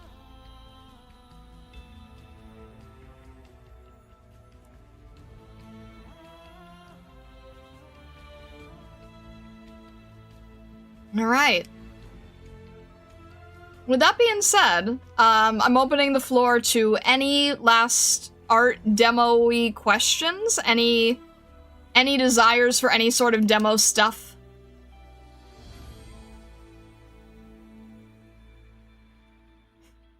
I love how the natural pose for the Anthro is more natural looking than trying to do it for a human. No mountain art sad. I don't know. Oh yeah! Silence! Here you go, real quick. We were going over this. We were analyzing this piece. Because I'm gonna be taking a class by a guy who made this piece. So we were going over and analyzing this. You should draw Anthro versions of Arknights operators, and I mean that sincerely. I've debated on it for the longest time. I always think about that. I'm like, I don't know, I've always, yeah, I think about that a lot. I always think about that in terms of, appreciated or cursed. Anthroroma would be something? That'll be cute. Wait, haven't you already seen a picture of Anthroroma? You've seen the short? Was that your big announcement? It was! Yes, indeed! When was the last time you drew your Anthro version? Oh man, I feel so much more, like... I feel more comfortable in the illusion form lately. That it's been a while since I've, like, gone to my base form. It's, like, it used to be really hard and really confusing. And I didn't know how to wear shoes. I had a comic at one point of, like, failing footwear. But yeah, now it feels more natural. So I don't know. It's been a while, hasn't it? Maybe not all the time, but as a sometimes food, it would be fun. Yeah, like, on occasion, as a treat.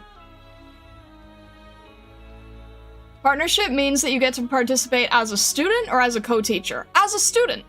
I am going to be learning with this class and trying to improve. And trying to see what we can learn from this teacher. I am going to be taking it, and if you wanted to take it, you can also take it.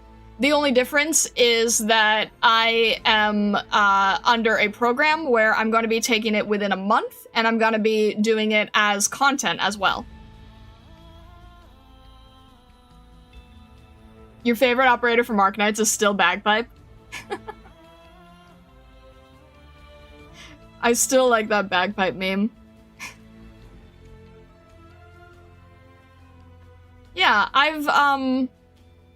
what was something else I tried to- Oh, I tried to do anthro versions of the Hololive characters, and that failed. I tried to do one, and I never ended up finishing it, so that was a failure. But, for operators, yeah, way more, what's the word? Drive. Way more drive for doing it with operators. I can't take it? I should first learn to draw a circle first, if anything, and maybe finish my Stargazer. If you ever want, like, a study buddy type of thing, you know, feel free to reach out for that. Everything starts with a circle or square, right? Here we are literally talking about the angles of the face being, broken down into circles. I also, when I was learning from another... Guys, half of my life has just been trying to study and get better at art.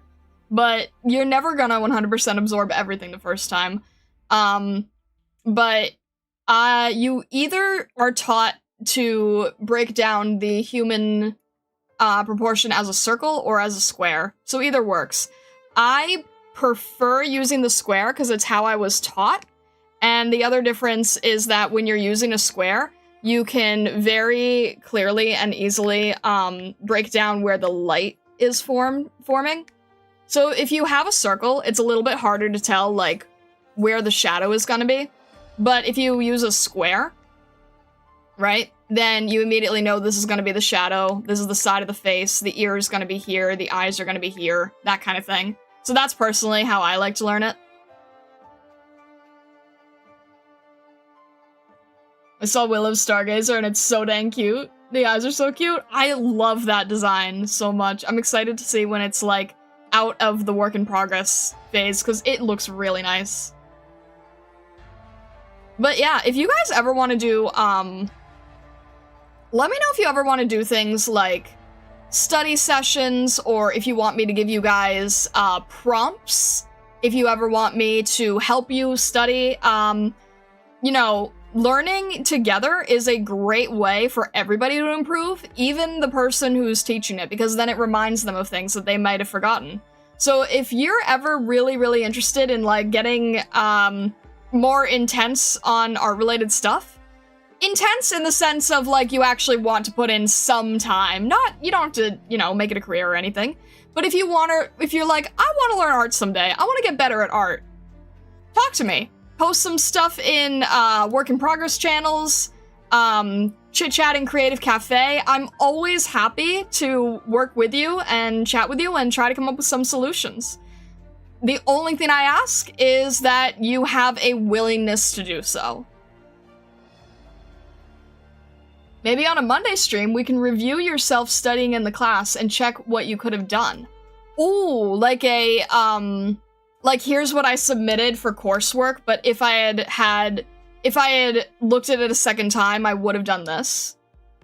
That kind of thing? Yeah, that's a really good idea. I feel like I have the opposite. I can't wrap my head around how to make the circular head shape from the square. Yeah, no, that's understandable. I think the problem is, like, because you have to try to, like, round off the corners a little bit. And then this part is always kind of awkward and where the center area is. I don't know. I guess it's something like that. You just kind of build off of it. One way I like to think about 3D a lot, I feel like I have a pretty decent grasp on 3D because I am a sculptor. Although I haven't done it in a while, I really need to get back into it because some people have been very, very kind and sent clay over from Throne. So I have not forgotten about that in the slightest. I'm itching to get more clay work done. I was really debating on, like, trying to set it up for content in terms of, like, filming the whole process and trying to learn how to get the camera working and making a nice desk space and all this stuff, and I'm like, this is putting way too much pressure on me. I just want to play with clay and then take photos. So I think I might try doing that at some point after I finish the course, because I miss clay work, and clay work really helps you learning 3D, because if you're just feeling the physical, yeah, exactly, Catch, yes, exactly. I was writing it might be good to try with a physical medium to help spatial awareness and understanding. 100%. I tell this to people too. I say if you're struggling with drawing in 3D, get a piece of clay. Get a really cheap piece of clay. As long as it's pliable, as long as you can figure... Honestly, silly putty works. Like, if you can just get some form of silly putty, Play-Doh, clay, I don't care what it is, something you can mold with that doesn't cost you a lot of money. It's a really, really, really great way to understand spatial awareness. When I was still, when I took part of an anatomy class where we were trying to understand how to draw the rib cage, which I honestly need to get better at again, we made 3D models of a simplified rib cage. Not like with the bones and the muscles or anything, just the building blocks, just the blocky shape of the rib cage. And that helped so much by being the one to do the carving, by being the one to make that shape. You do increase your spatial awareness. I feel like my anatomy is best when I've just sculpted a character. And that's the problem. I have not sculpted enough characters either, especially not humans. So I've sculpted a lot of animals, and I can do great animal sculpture.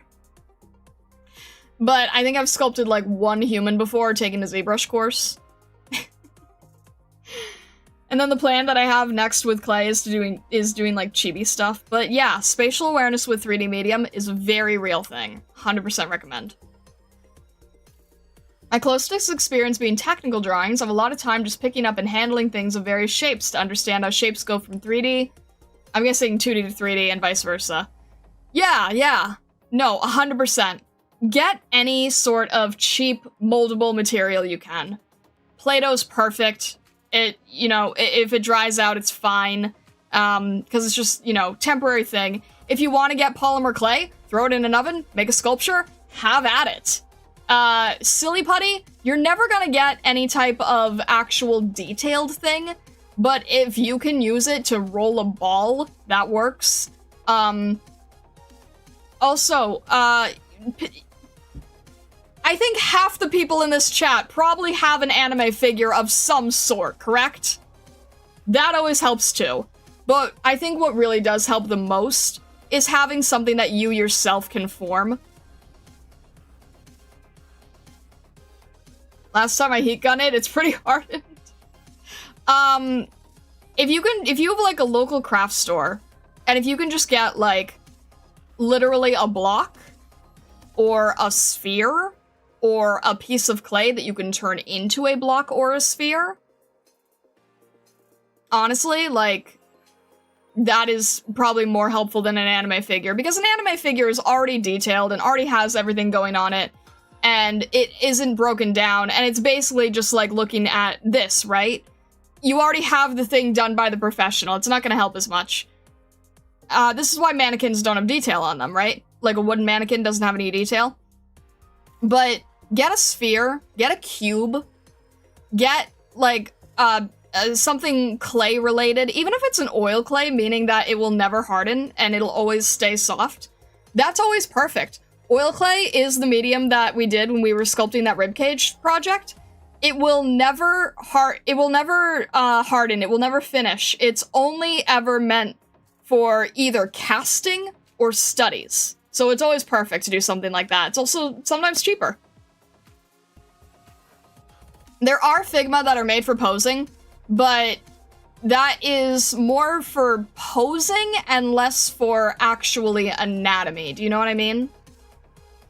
Like, yes, the Figma, they do have the grid lines and everything. They have the gray ones. They are meant for posing, but it's not really going to help you, like, form anatomy mentally. It's going to help you do, like, dynamic angles, which is fine, but it's a completely separate, application. If you're starting out, you don't need dynamic angles in posing. you need cubes and spheres. So that's my personal take on it. I have a few figures, but I think my issue is I don't know how to reference effectively. I always get frustrated and go back to relying on memory for figuring out what I'm trying to draw. See, I can't rely on memory, because if you've seen the short yet, I straight up say right in there, like, I am at the lower end of the Apple spectrum. That little diagram that shows, like, how well you can see things mentally. So one thing in this class is it actually is supposed to have a section on improving your visual memory, which is great. But I can't rely on memory. I have to use reference. I'm a reference hog. Pure Ref is my baby. I love this program to death. Yeah, I can't do much from memory. I think that in terms of using reference effectively, you probably are mentally thinking of like 50 different things that it is going in so many different directions for, and it's probably a matter of like breaking down the one thing that you are using that particular reference piece for. And sometimes you have to write it down. Like, I'll have a reference for a character design, and I'll have like some sort of either existing character from a gacha game or some clothing or some whatever, and I'll have to write on here, like, you know, let's say it's a piece of clothing. It's not that I want to reference the clothing, it's that I want to reference the texture. So I will write on it textile. Which means, like, you know, I'm not looking for, let's say it's a jacket. I'm not looking to have the jacket itself in the character design. I'm looking for, let's say, the denim of it. The denim texture on the jacket.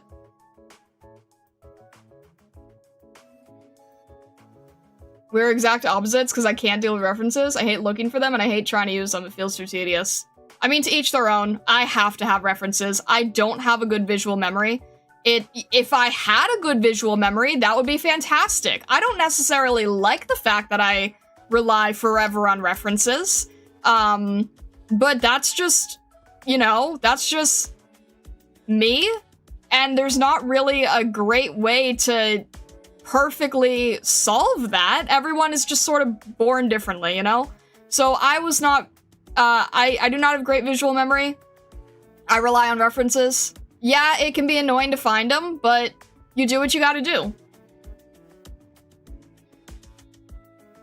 Not an artist, but I can't work without reference. I pseudo-trace, sort of. Yeah, that's understandable. Is being able to draw a character from memory to the detail considered crazy? Not if you're drawing them a ton. Like, Like, I've drawn myself enough where I pretty much know the general location of each of my accessories, for instance. I bet that Helen Zhao knows Narantuya top to bottom in any outfit, any pose, any whatever. It's probably not even a struggle for them at all. Think about an animator who has to draw a character like 500 times for 1 minute of animation. They probably know that character in their sleep.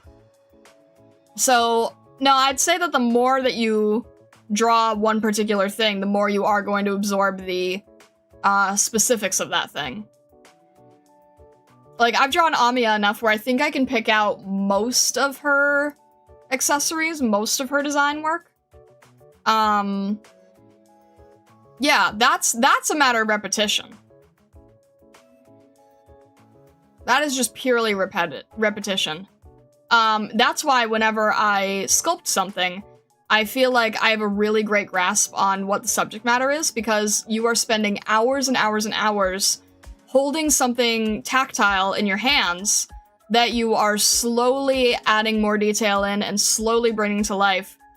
And every hour, you're constantly, you know, 100 times a minute, you're constantly rotating this thing.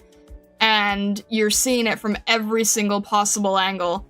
And that's why I believe so much in working in 3D material, because you are getting like an intimate understanding of the subject matter when you are literally creating it from the ground up. You like, you know how when you're drawing, sometimes you might draw an underskeleton, or the underform of the mannequin, but then you're like quickly drawing clothes over it. With sculpture, you're usually, like, doing the whole thing from top to bottom, piece to piece. And you see it in 3D space consistently. And that's why I advocate for 3D a lot. I wish I had the bravery to do, like, 3D on stream someday, but I'm not there. I probably won't be there for a while, admittedly.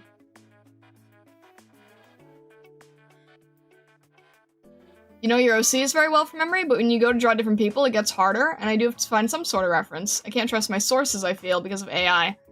One trick when it comes to AI, when you're, like, doing research and references, if you're using Google, you can type in the thing you want, and then you can write before, let's say 2022, right? There was no AI in 2022. If you do before, 2022, then all of the results that you get, should eliminate the AI art. You'll still have the, suggested pieces showing the newer stuff, but it's a pretty good way to get out, like, a pretty good portion, I think. Hello, Vessa! Welcome in, welcome in. Hope you're doing well. I'm talking about AI earlier, and I'm worried about it, especially in gacha, because of China's gun-ho-ness in AI. I think it's going to come down to, I think when it comes to gacha, it's going to come down to the fanbase. Because if the fanbase freaks out, and it loses that gacha money, then they are going to realize that it's not going to work.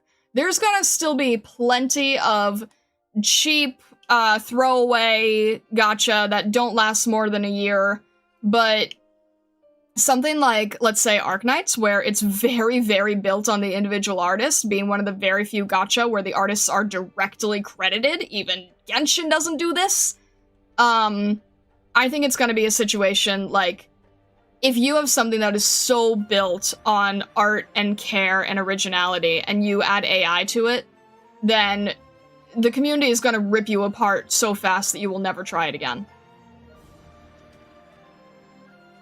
I mean, think about it. There's already controversies with Arknights art, and that's not even AI related. So if you have AI gacha, it's just going to be slop. It's just going to be slop content.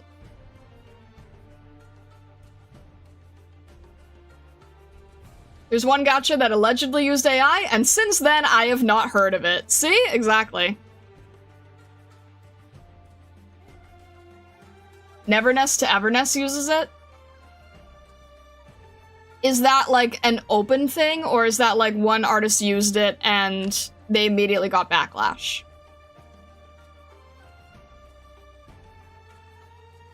If you want an example, look into a game called Identity V. They just had a huge scuffle where the community found out they started using AI for their art, and the community has exploded.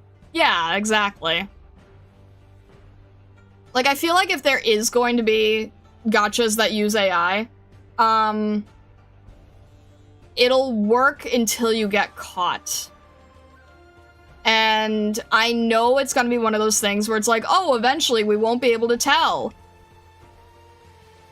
There's always going to be people who can talk about it, you know? There's always going to be... You're never going to fully hide everything. The minute someone finds out, your company's bust, because then you're lying to the customer, and there's not... nobody hates things more than feeling lied or betrayed or tricked. Right? And if you lie to the customer and then they find out that you lied, then that's it. Your IP is dead in the water.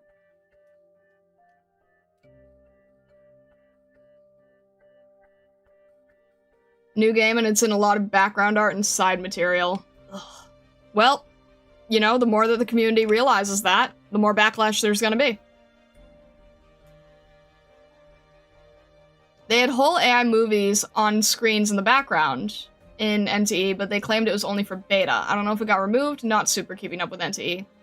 I have seen some of the art in NTE and it looked good, but if it turns out they're using AI, I mean, you know, the consumer is going to speak.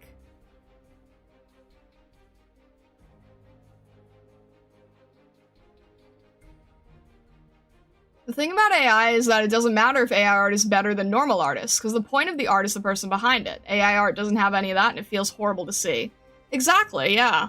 Like I said, there's going to be a point in time, probably sooner than we want, on a technical level, where the AI will be indistinguishable. We've already gotten very close. I've already seen some pieces on Pinterest that throw me in a disturbing way. However, as we get more AI, and as we get more data centers, and as we get more people whose water bills are going up, and whose crops are dying, and whose, whose problems are going to be in their own backyard, as we get more and more people aware on that end, no one's going to care about the artists.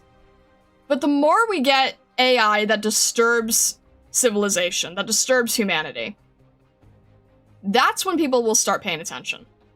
And it will get to the point where people will just be more and more against the concept of it, and if they find out something has it, they will be irritated if it was not disclosed. Because it's gonna start affecting people's neighborhood. It's gonna start affecting your own backyard. And I think that that is really where the change is gonna be. It's not gonna be that anyone cares about if the artist's work got stolen. It's gonna be once it starts affecting you and your property value, let's say, right? The minute that it personally affects you, or you know someone who it affects, right? You know an artist, you know a writer. Because the problem with AI right now is that the vast, vast majority of people have no idea how it actually works. Most people are not aware that the AI was trained on artists and writers and every single thing you put on the internet. The minute people understand that every text they make, every picture they post, every picture of their child that they post, that is when people are going to start paying attention to, maybe we need to put the brakes on this. Because it's not yet affecting people's regular life. And as soon as it does, people are going to be way, way, way more against it. Not because they care about the artists, but because now it's negatively impacting them.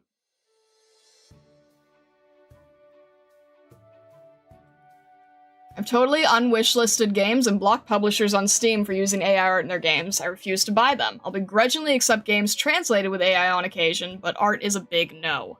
Exactly. As someone who was forced to learn about machine learning in college, honestly, our species needs to course correct away from AI. They really do, because there are studies now saying that most jobs are going to be replaced by AI, and that includes things like teachers and doctors. And I really don't want that, because, like, you know, you get closer and closer to this, you start getting into Terminator level. It's not good. Because, you know, if teachers and doctors are going to be replaced, then what's next? Military? Once it's military, now you've got Terminator.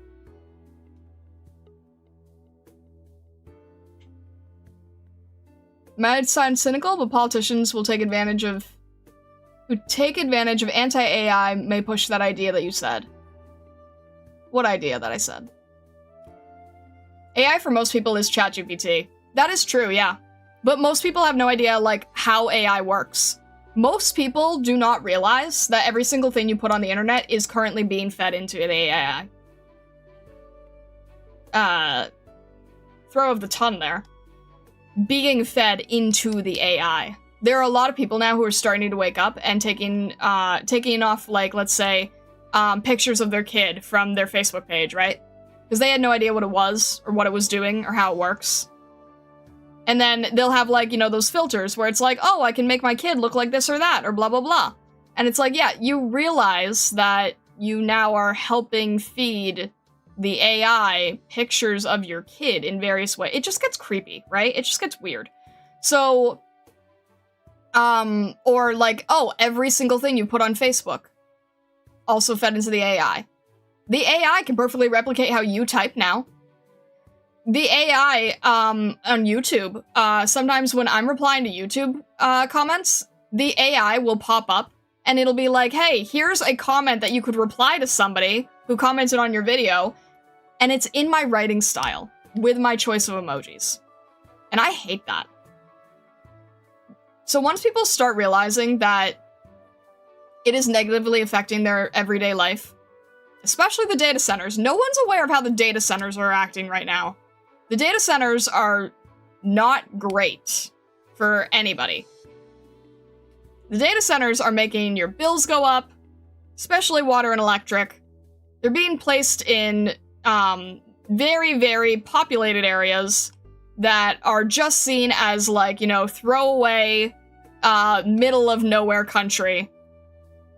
People are not happy.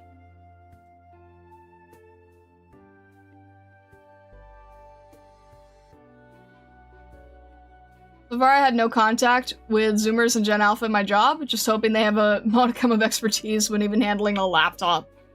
You know, it's funny because, a lot of the younger generation has never touched a computer. They've never, unless they're a gamer, there's a very high chance they've never seen a PC. Or not seen, but, like, has never played with a PC, doesn't know how to use it. Most younger generation, they don't have PC, they don't have laptops, they do everything on their phone.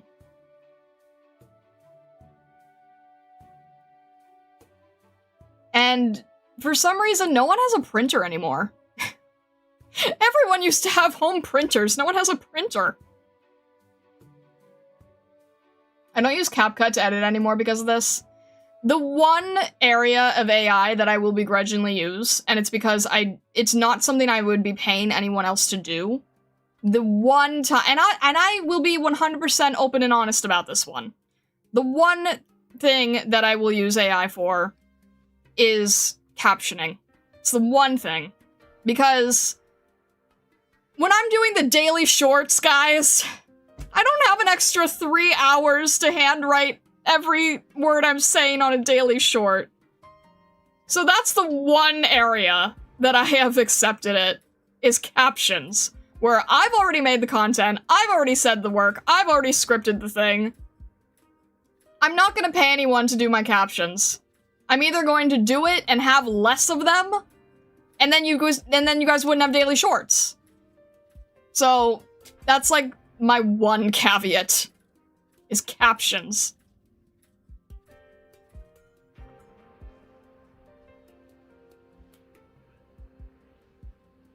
Most dystopian thing I heard about was the idea about applying a personal AI for dead people on Facebook to have them posting. Oh yeah, yep, I heard about that one. Never heard about? Very creepy. I feel like there's more to it than that. Not really, no. It was a technology that a former, employee of Facebook was going to report on. I think he did report on it. And he's like, hey, this is probably coming at some point in the future. And then, Facebook, like, officially announced it. You can look it up now. It's a thing they want to bring.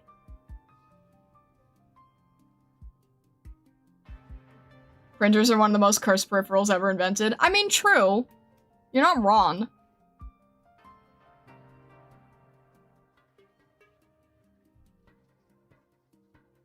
So true about PC, it's messed up because it comes down to the issue of money distributions for schools. I'm not talking about schools. There's plenty of kids now in schools who have, like, school-issued iPads. I'm talking about just your own at home. I never had an issued laptop from school. I'm just saying, like, you don't have a laptop at all. Just kids aren't using laptops or computers. They just have their phone.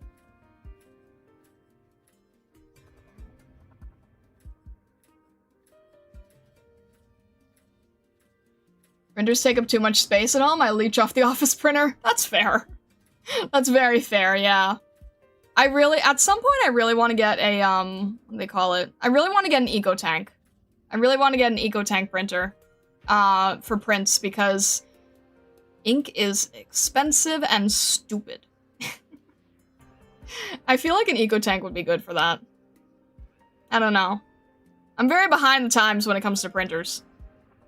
I have my, I have like a photo printer right now, but it drinks ink, and it's annoying as heck.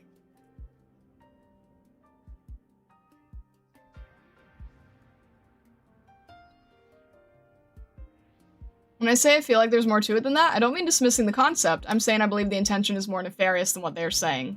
But I'll leave it at that. Oh yeah, probably. Yep, I can definitely see that. Kids use Chromebook, who uses laptop these days? But a Chromebook is a laptop. It's still under the same umbrella.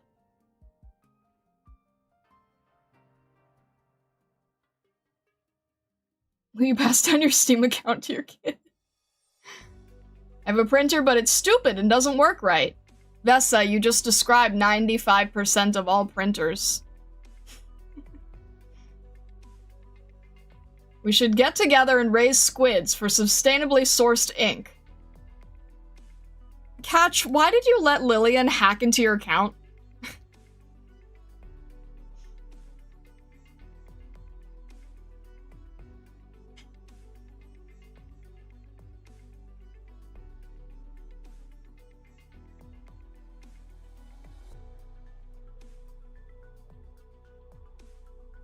Looked up the EcoTank printer. Never heard of it. FYI, 421 is on sale for 300. There's a lot of variations with the EcoTank printer. There's like at least 10 different models or something. It's very confusing. But thank you, I appreciate it. Yeah, it's something I'm looking into. And it's stupid, because like I do have a printer. It's just a matter of trying to judge, like, what makes more sense? Continuing to buy the really awful expensive ink for the very few times that you make prints, or having a printer with cheaper ink. I don't know. It's very hard for me to figure out, because the main reason I'm thinking about it is because of the mail club, right? Because if I wasn't doing the mail club, I'd be like, I barely use this printer. I use it like, you know, a few times a year when I need to make a nice piece for someone to send as like a gift or whatever. And now I'm like, oh, if I'm doing the mail club, am I going to be outsourcing this stuff? Am I going to be doing it at home? And if I do it at home, how much am I going to pay for the ink? Yeah.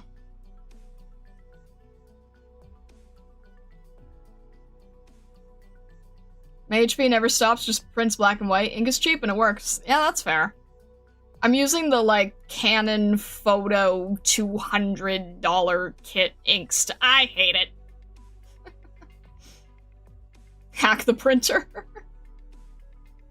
We should raise giant squids for ink sustainability and to defend ourselves from 18th century pirates. Very newbie sentence right there. Ever since I heard you can pay HP to access more ink in your printer, I knew there was some kind of weird screwiness going on. Yeah, I don't know. Ink is just like, ink is stupid. Ink is just stupid. Hello, Stockler. Welcome in, welcome in. I'm sure you could ask KLMX. He strikes me as someone who would know all there is about printers.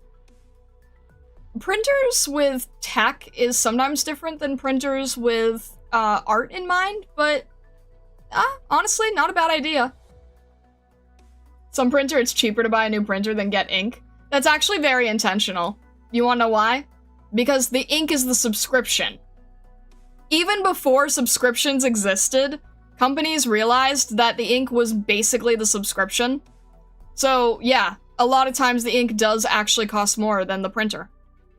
And has been doing so for over a decade. More than that. Ink is the OG free-to-play live service model. Exactly! She started saying it. Yes! Pay a monthly fee to get more ink. Oh, you mean mail me ink cartridges? No. How the heck does this work? I don't understand that element of it. The EcoTank thing, I don't understand how HP is doing like subscription-based ink into your printer. That makes no sense to me. The EcoTank is just, you basically get bulk ink. Because you guys have filled a printer yourself, right? The cartridges are teeny tiny, and the ink costs more than name of substance I cannot say on stream.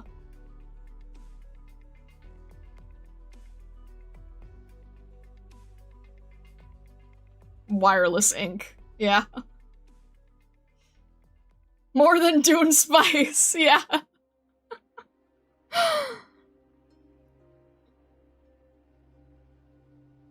wireless ink straight from the ink center. Yeah. Ink is disturbing. It's so disturbingly expensive. You get a very, very, very tiny amount. They charge a very, very crazy amount for it. So, EcoTank is like, you get a large amount of it, and it still prints nicely, and you don't have to worry about it for a very long time. A barrel of ink costs way more than a barrel of oil, guaranteed. Exactly.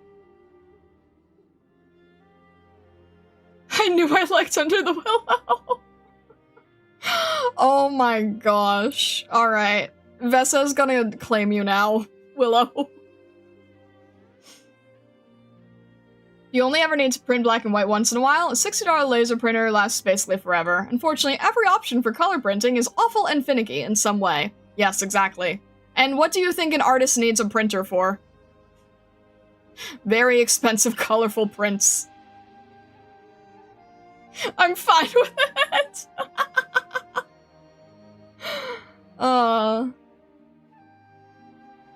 We should switch to printing with oil. And as a bonus, it would burn better. Man. Need to get more ink just to ship Mercari printing labels. Vessa, why don't you use a thermal printer? If it's just for shipping labels, I feel like a thermal printer makes a lot more sense. And then it's waterproof and you don't have to put tape over it or something. Has Vessa claimed another child? Perhaps. I don't know what that is. Oh boy! Oh my gosh, you poor soul! Let me educate you in the world of thermal printing! Also, Kalamex, I know for a fact, can also give more experience on that. Vessa, if you only ever needed to print shipping labels, imagine a printer that didn't require ink at all.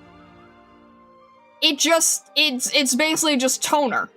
It's basically just like you can get a little tiny desk tool that all it will do is make shipping labels.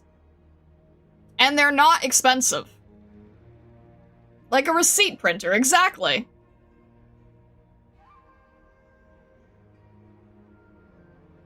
Am I having a great day so far? I'm having a fabulous day. How are you doing? I'm, like, over hyperactive. I haven't, like, done a stream like this in a long time. Special paper. Machine burns it. Voila! And it's not, and it's automatically waterproof, so you don't have to put tape over it. Yeah, I mean, no, 100%. Thermal printer, that's your solution. So much cheaper, don't have to worry about the ink. The worst part about a thermal printer is buying the labels.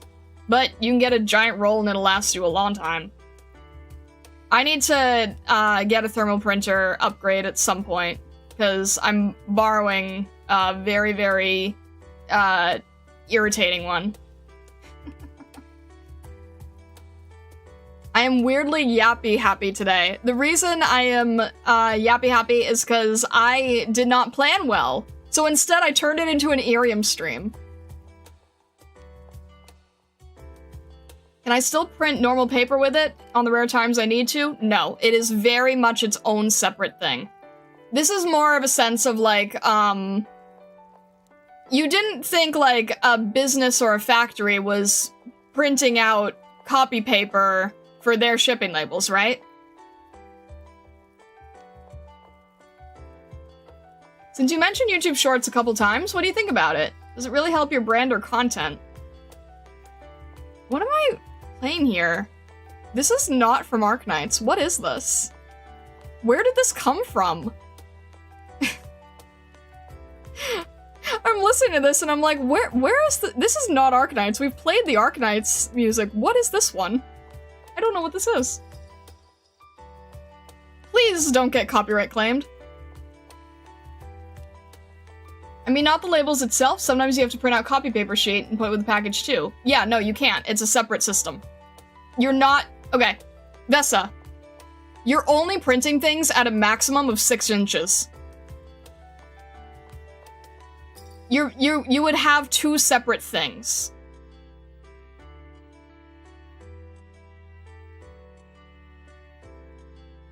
An Irium stream without kids asking, yo, how can I get this skin? Exactly. No, it's a separate product that is specifically for shipping labels. And you buy it if you ship out a lot of things. Yeah, it makes it so... Okay, the benefit of a thermal printer is that the paper is waterproof, so you don't have to tape over it. Because you at least know that, right? You have to put tape over the label, otherwise if it rains, then the label gets ruined. So it's waterproof, so you don't have to put tape over the label. And, it's automatically sized, it looks professional. And you don't have to continually buy really expensive ink, you just have to buy the label rolls. And the label rolls can be kind of annoying, but they'll last you a long time.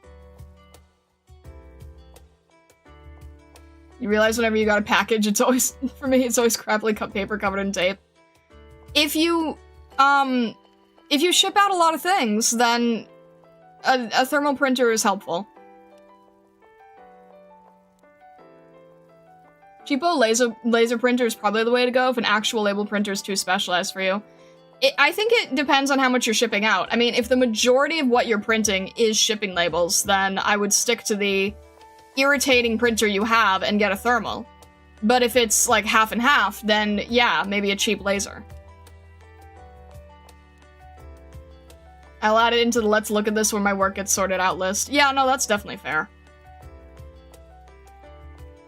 It really just depends on what you need. Like, I'm thinking of, a thermal label printer. The one that I'm looking at is one where you can change the size of the labels, and the reason for that is so that you could use it, both as labels and as stickers. So, basically, packaging for letters, right? Making things decorative, but cheaply. Because a lot of label printers are just your standard 4x6, and they only want to take 4x6. This is definitely my old music. I don't know how we jumped into this. This is my old music. I haven't had this stuff playing in years now. Well, it's Paratune right now, so hopefully we're still okay.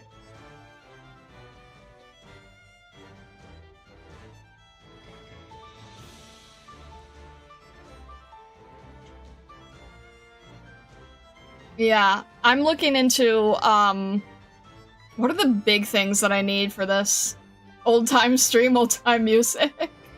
You said Irium and it automatically switched over. Oh, man. I had to stop doing this because if it wasn't Paratune, then a lot of times it would get... Actually, no, even with Paratune. Stupid third parties claiming music they didn't even make. About YouTube Shorts? What about them? Can we react to some old art of yours? I would have to plan that out because some of my old art is, not... I can't show some of it.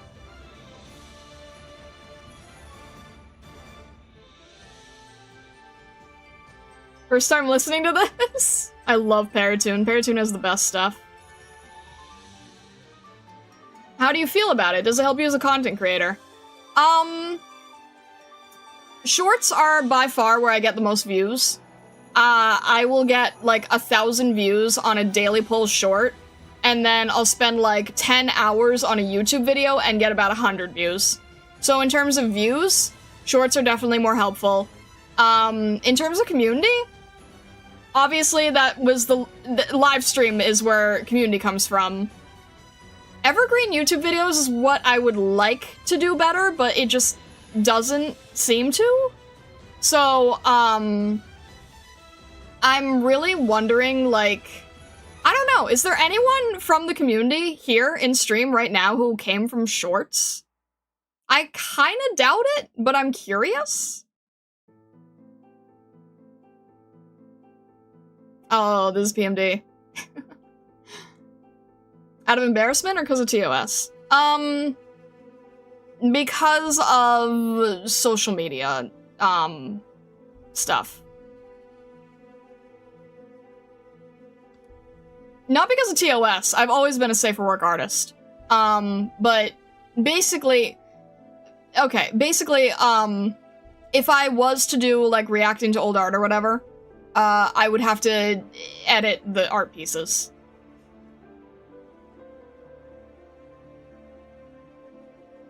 Yeah, yep, exactly, Under the Willow, exactly. Yeah, honestly, I don't think it would be a good idea. No, I just said I've always been safe for work. But yeah, Under the Willow has it right. My old art pieces probably should not be, shown on this channel. Yeah, identifiability, exactly.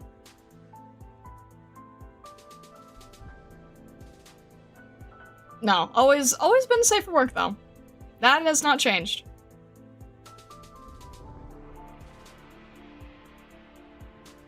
To protect the names of the innocent.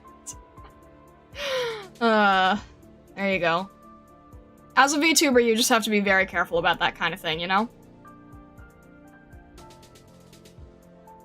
Shorts do have power. Pirate software grew mainly thanks to shorts, but that's a bigger topic. That is true, yeah. I don't know. I don't yet know how to do the shorts to community drive. And granted, that's probably my fault for not saying things like, hey, if you enjoyed this, join the Discord. I always forget to put that in shorts. Probably should remember to do it. But 99.9% of my shorts right now are stream clips. And sometimes I'll do like a little, hey, you know, little subscribe button. But I don't ever edit a short to then say like, hey, and join our community if you enjoyed this. I'm sure there's smarter ways to go about it that I just don't do. Helps you? HSR niche? So you made guides? Only reason I ask is because shorts discussion got traction on Twitter because one person posted a hot take. Yeah, I saw that. It was stupid. The person who posted that keeps saying that they're, like, a VTuber guru and has, like, no credentials, so. As you love, yeah. Basically. At this point, I've accepted I have no privacy. Might as well throw a house party. Oh, man. I don't think I'm necessarily at the level where it would be the worst thing in the world in a, like, danger sense. But as a VTuber, I still think that that's very, very, very important to maintain. You know, I'm not at HoloLive risk level, but I think it's better to be more careful than not careful. Because, I don't know, you get creepy, you get weirdos. You get weirdos out there. So I just feel like it's just better to continue being safe about it, right? Even though our atelier is public to the town center, but other than that...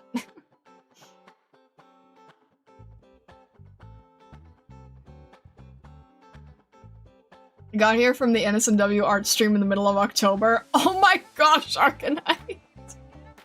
Of all things. Of all things. Amazing.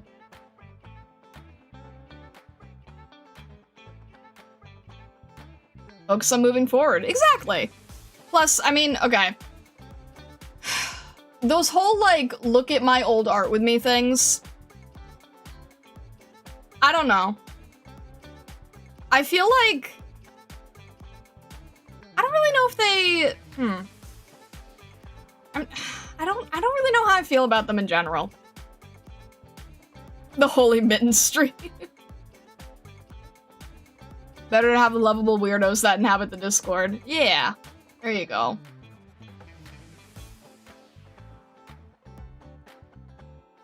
If you can figure out my address out, sure, I have cheese! Don't challenge everyone! I don't know. I feel like in terms of old art, I always feel weird when everyone does the look at my old art and then where I am at now, because it either just seems kind of standard, like, you know, they were 4 years old and now they're 24 and their art made like a pretty natural progression for 20 years and it's cool to look at, but kind of typical. Or you get the person who's like, look at how much I've improved, and they had like the drawing of a 4-year-old like 2 years ago, and now they're at like the level of this drawing on screen, and then they're like, aren't I amazing? Also, I'm 12. So I never really enjoy those, personally.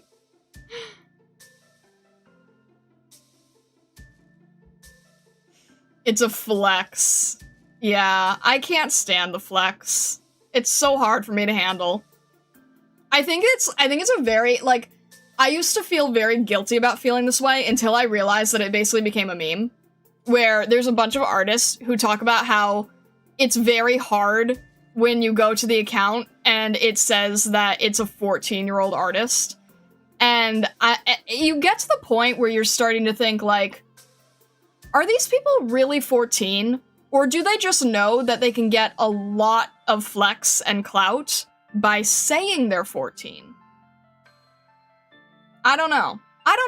It's very possible that there's a huge amount of really talented 14-year-olds that exploded, especially with, like, the pandemic and everyone being able to really deep dive study a new thing. I completely understand that.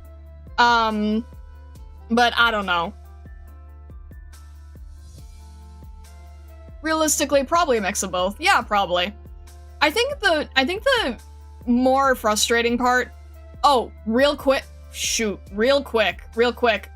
Azilov, you just brought up a great point that I need to address right now, and it's very serious. Do not joke about your age on stream and chat. Do not.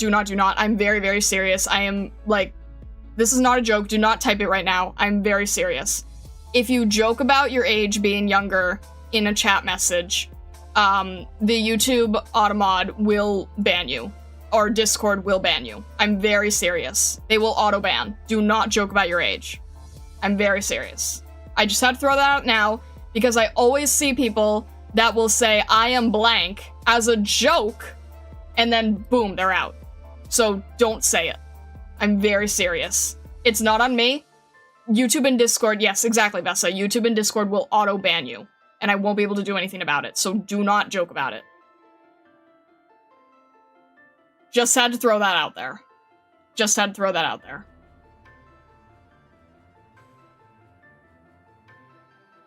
Alright, anyway.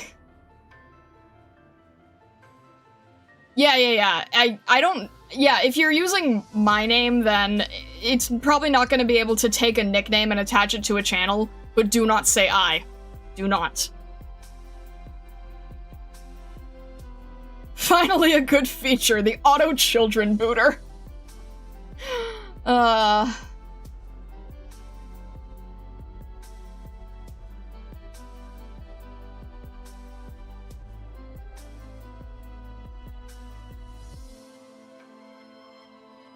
Yeah, exactly. For once I can be glad about being... Yeah. But anyway, my point being... I think that a lot of people who are saying that, like, on... I see it a lot on Instagram. I feel like they're not all telling the truth. And personally, mild hot take, I feel like you shouldn't be able to list your age on social media.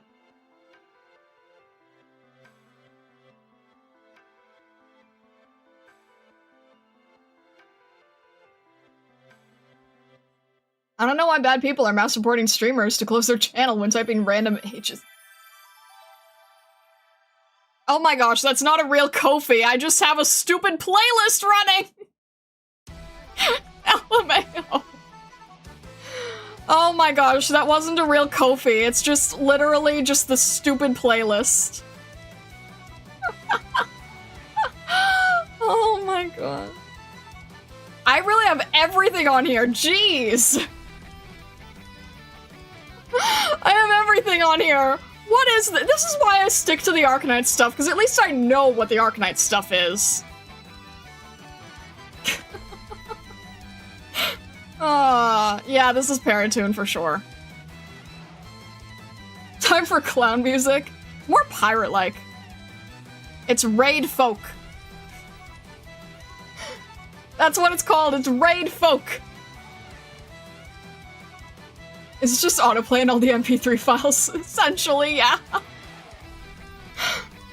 Because I used to have separate stuff.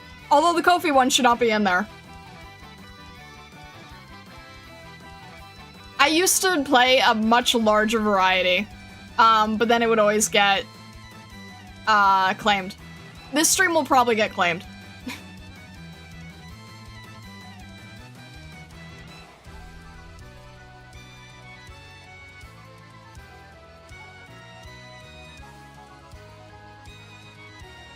I don't think cutting on people's freedom is acceptable. It's a responsibility of the parent to decide whether or not they go on social media. Oh, no, no, no. I'm not saying in, like, any real serious form of, like, culling free speech. I'm just saying I personally don't want to see people who are really overly talented write online that they're 12. I wish I was able to stop that from happening, and I obviously cannot do that. But I wish that I was able to. That's all I'm saying. Obviously, I can't actually prevent it, but I'm basically saying, hey, please stop putting your age in your bio. It's stupid. That's all I'm saying. Finally, Ethereum experience on YouTube.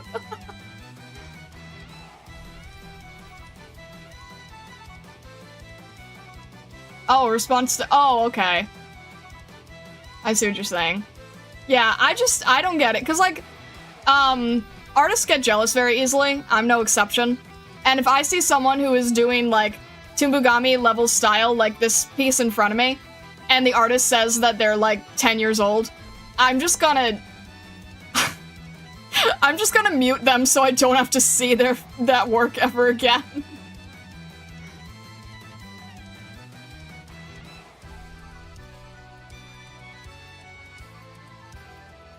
Someone should try the opposite and claim they're 95. Oh, that's where the AI comes in.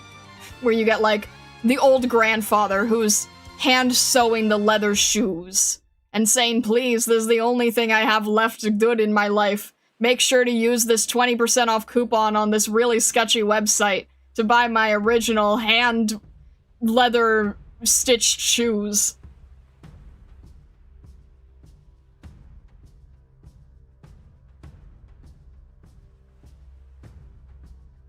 Notice the stream was titled about Coloso. I remember buying a class from there. It seemed good for learning some technical basics, but I couldn't get far into it.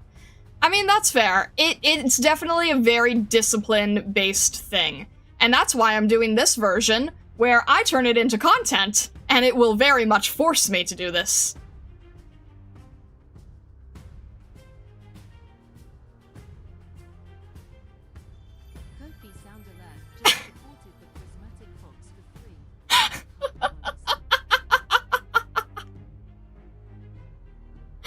Oh my gosh, amazing! Thank you, Kofi Sound Alert, I appreciate you!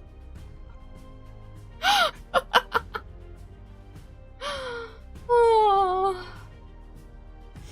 Oh my gosh.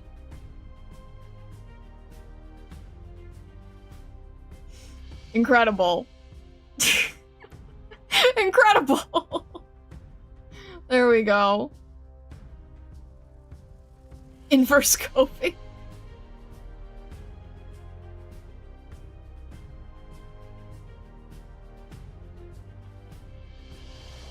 Salieri on his laptop growing increasingly angry as the algo keeps recommending him new Mozart uploads. Oh my... No, oh no. Peltier, you have no idea how accurate that is. I literally, yeah, I've made that comparison in the past. I make that comparison yeah.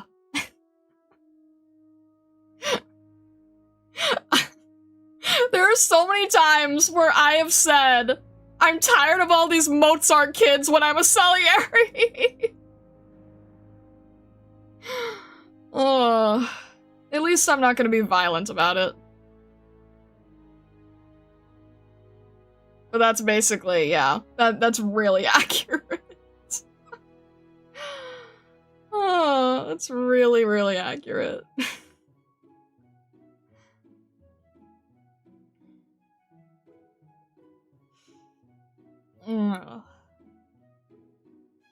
We work hard, and I think that is a very important thing.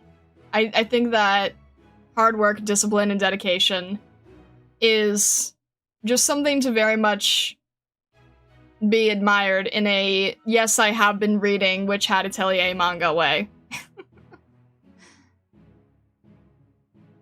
Also, it's very much tied to Illusionari too, so.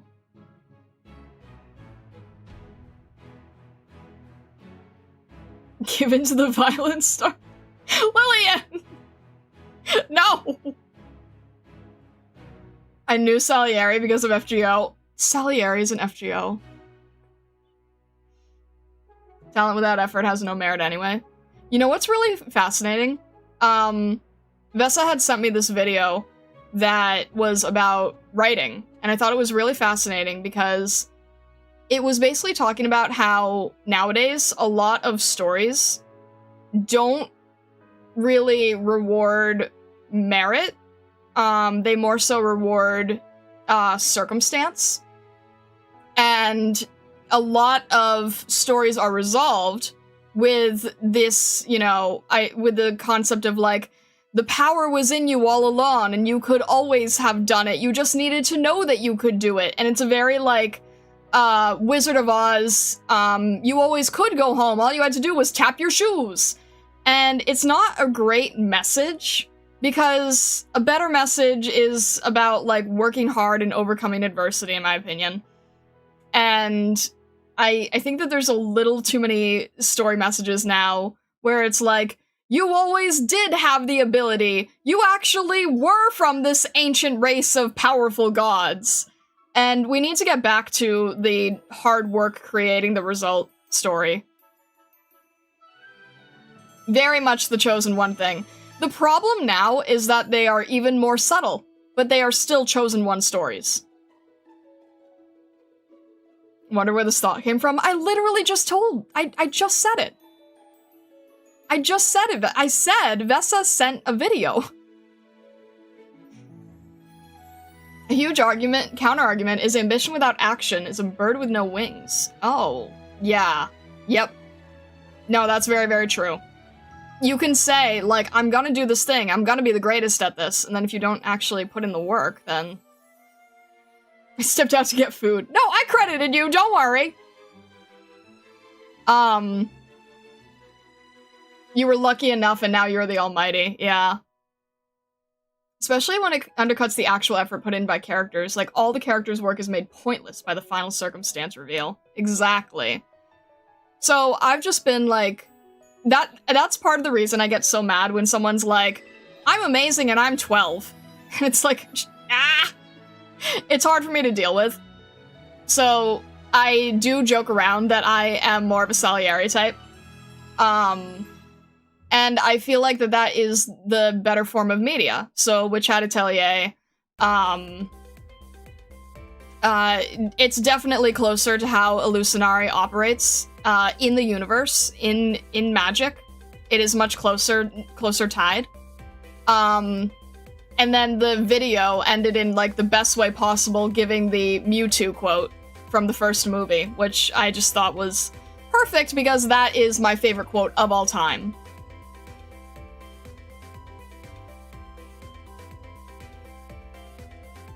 Lazy, my art will always be lower mid? It's not, though! What are you talking about? You've posted your work! You've posted your work here! It's not lower mid! Google Doc, my experience dealing with Starlight Akari, the artist that doesn't credit her clients. Truly a unique situation.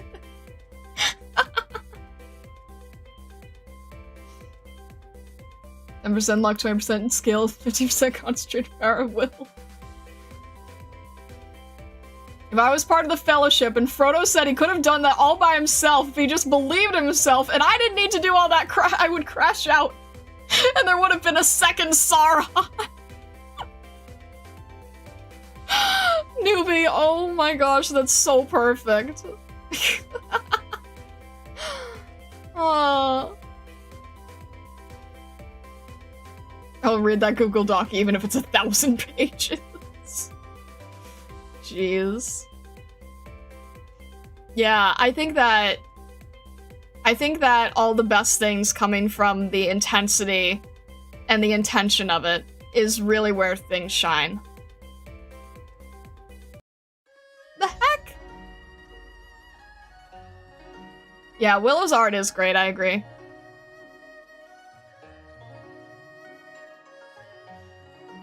Alright. I feel like at this point, we are probably going to wrap up. I was going to do a short stream today, and then we ended up being very yappy. But I hope it was a fun yappy.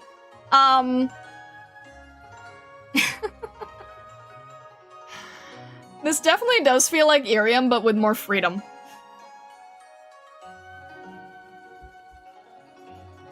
But yeah. I love the yap streams. The yap streams are fun. Monday, silly day, Thursday, yappy day. I mean, we didn't have Monday, so this was basically Monday. This was essentially Monday. But yeah. And I'm doing well, Arknight. Yeah, every time we do like a yappy stream or an art stream or whatever, you are always free to also ask about art stuff. And I know I was mentioning this earlier, but I'm just gonna say it again. Feel free to post in Creative Cafe, post some work in progress, ask for some advice if you do want to start doing anything art related or, you know, finding ways to improve, finding resources. I'm gonna be sharing what I learned from this class that I mentioned. And we'll see how it goes and we'll learn and grow from each other, right? I think that would be the best way to go about things. So if there's anything you want to discuss, or things that you want to sort of know, like where you can improve, where to focus, I'm always happy to talk about that. If you just want to have pure yap fest, that's fine too. With that being said, definitely consider joining the Discord if you're new here and haven't yet. I would really appreciate it. Make sure to grab the role in the rules channel so that you can chit-chat. On Saturday, we are going to be starting the prep work for Abyssal Hunter's Arc, and then Tuesday we will be starting Abyssal Hunter's Arc, so that will be interesting. With that being said, I hope you all have a fantastic rest of your day, evening, or night, wherever you may be in the world or the many worlds beyond. And well, thank you so much, Stargazers, and all the best.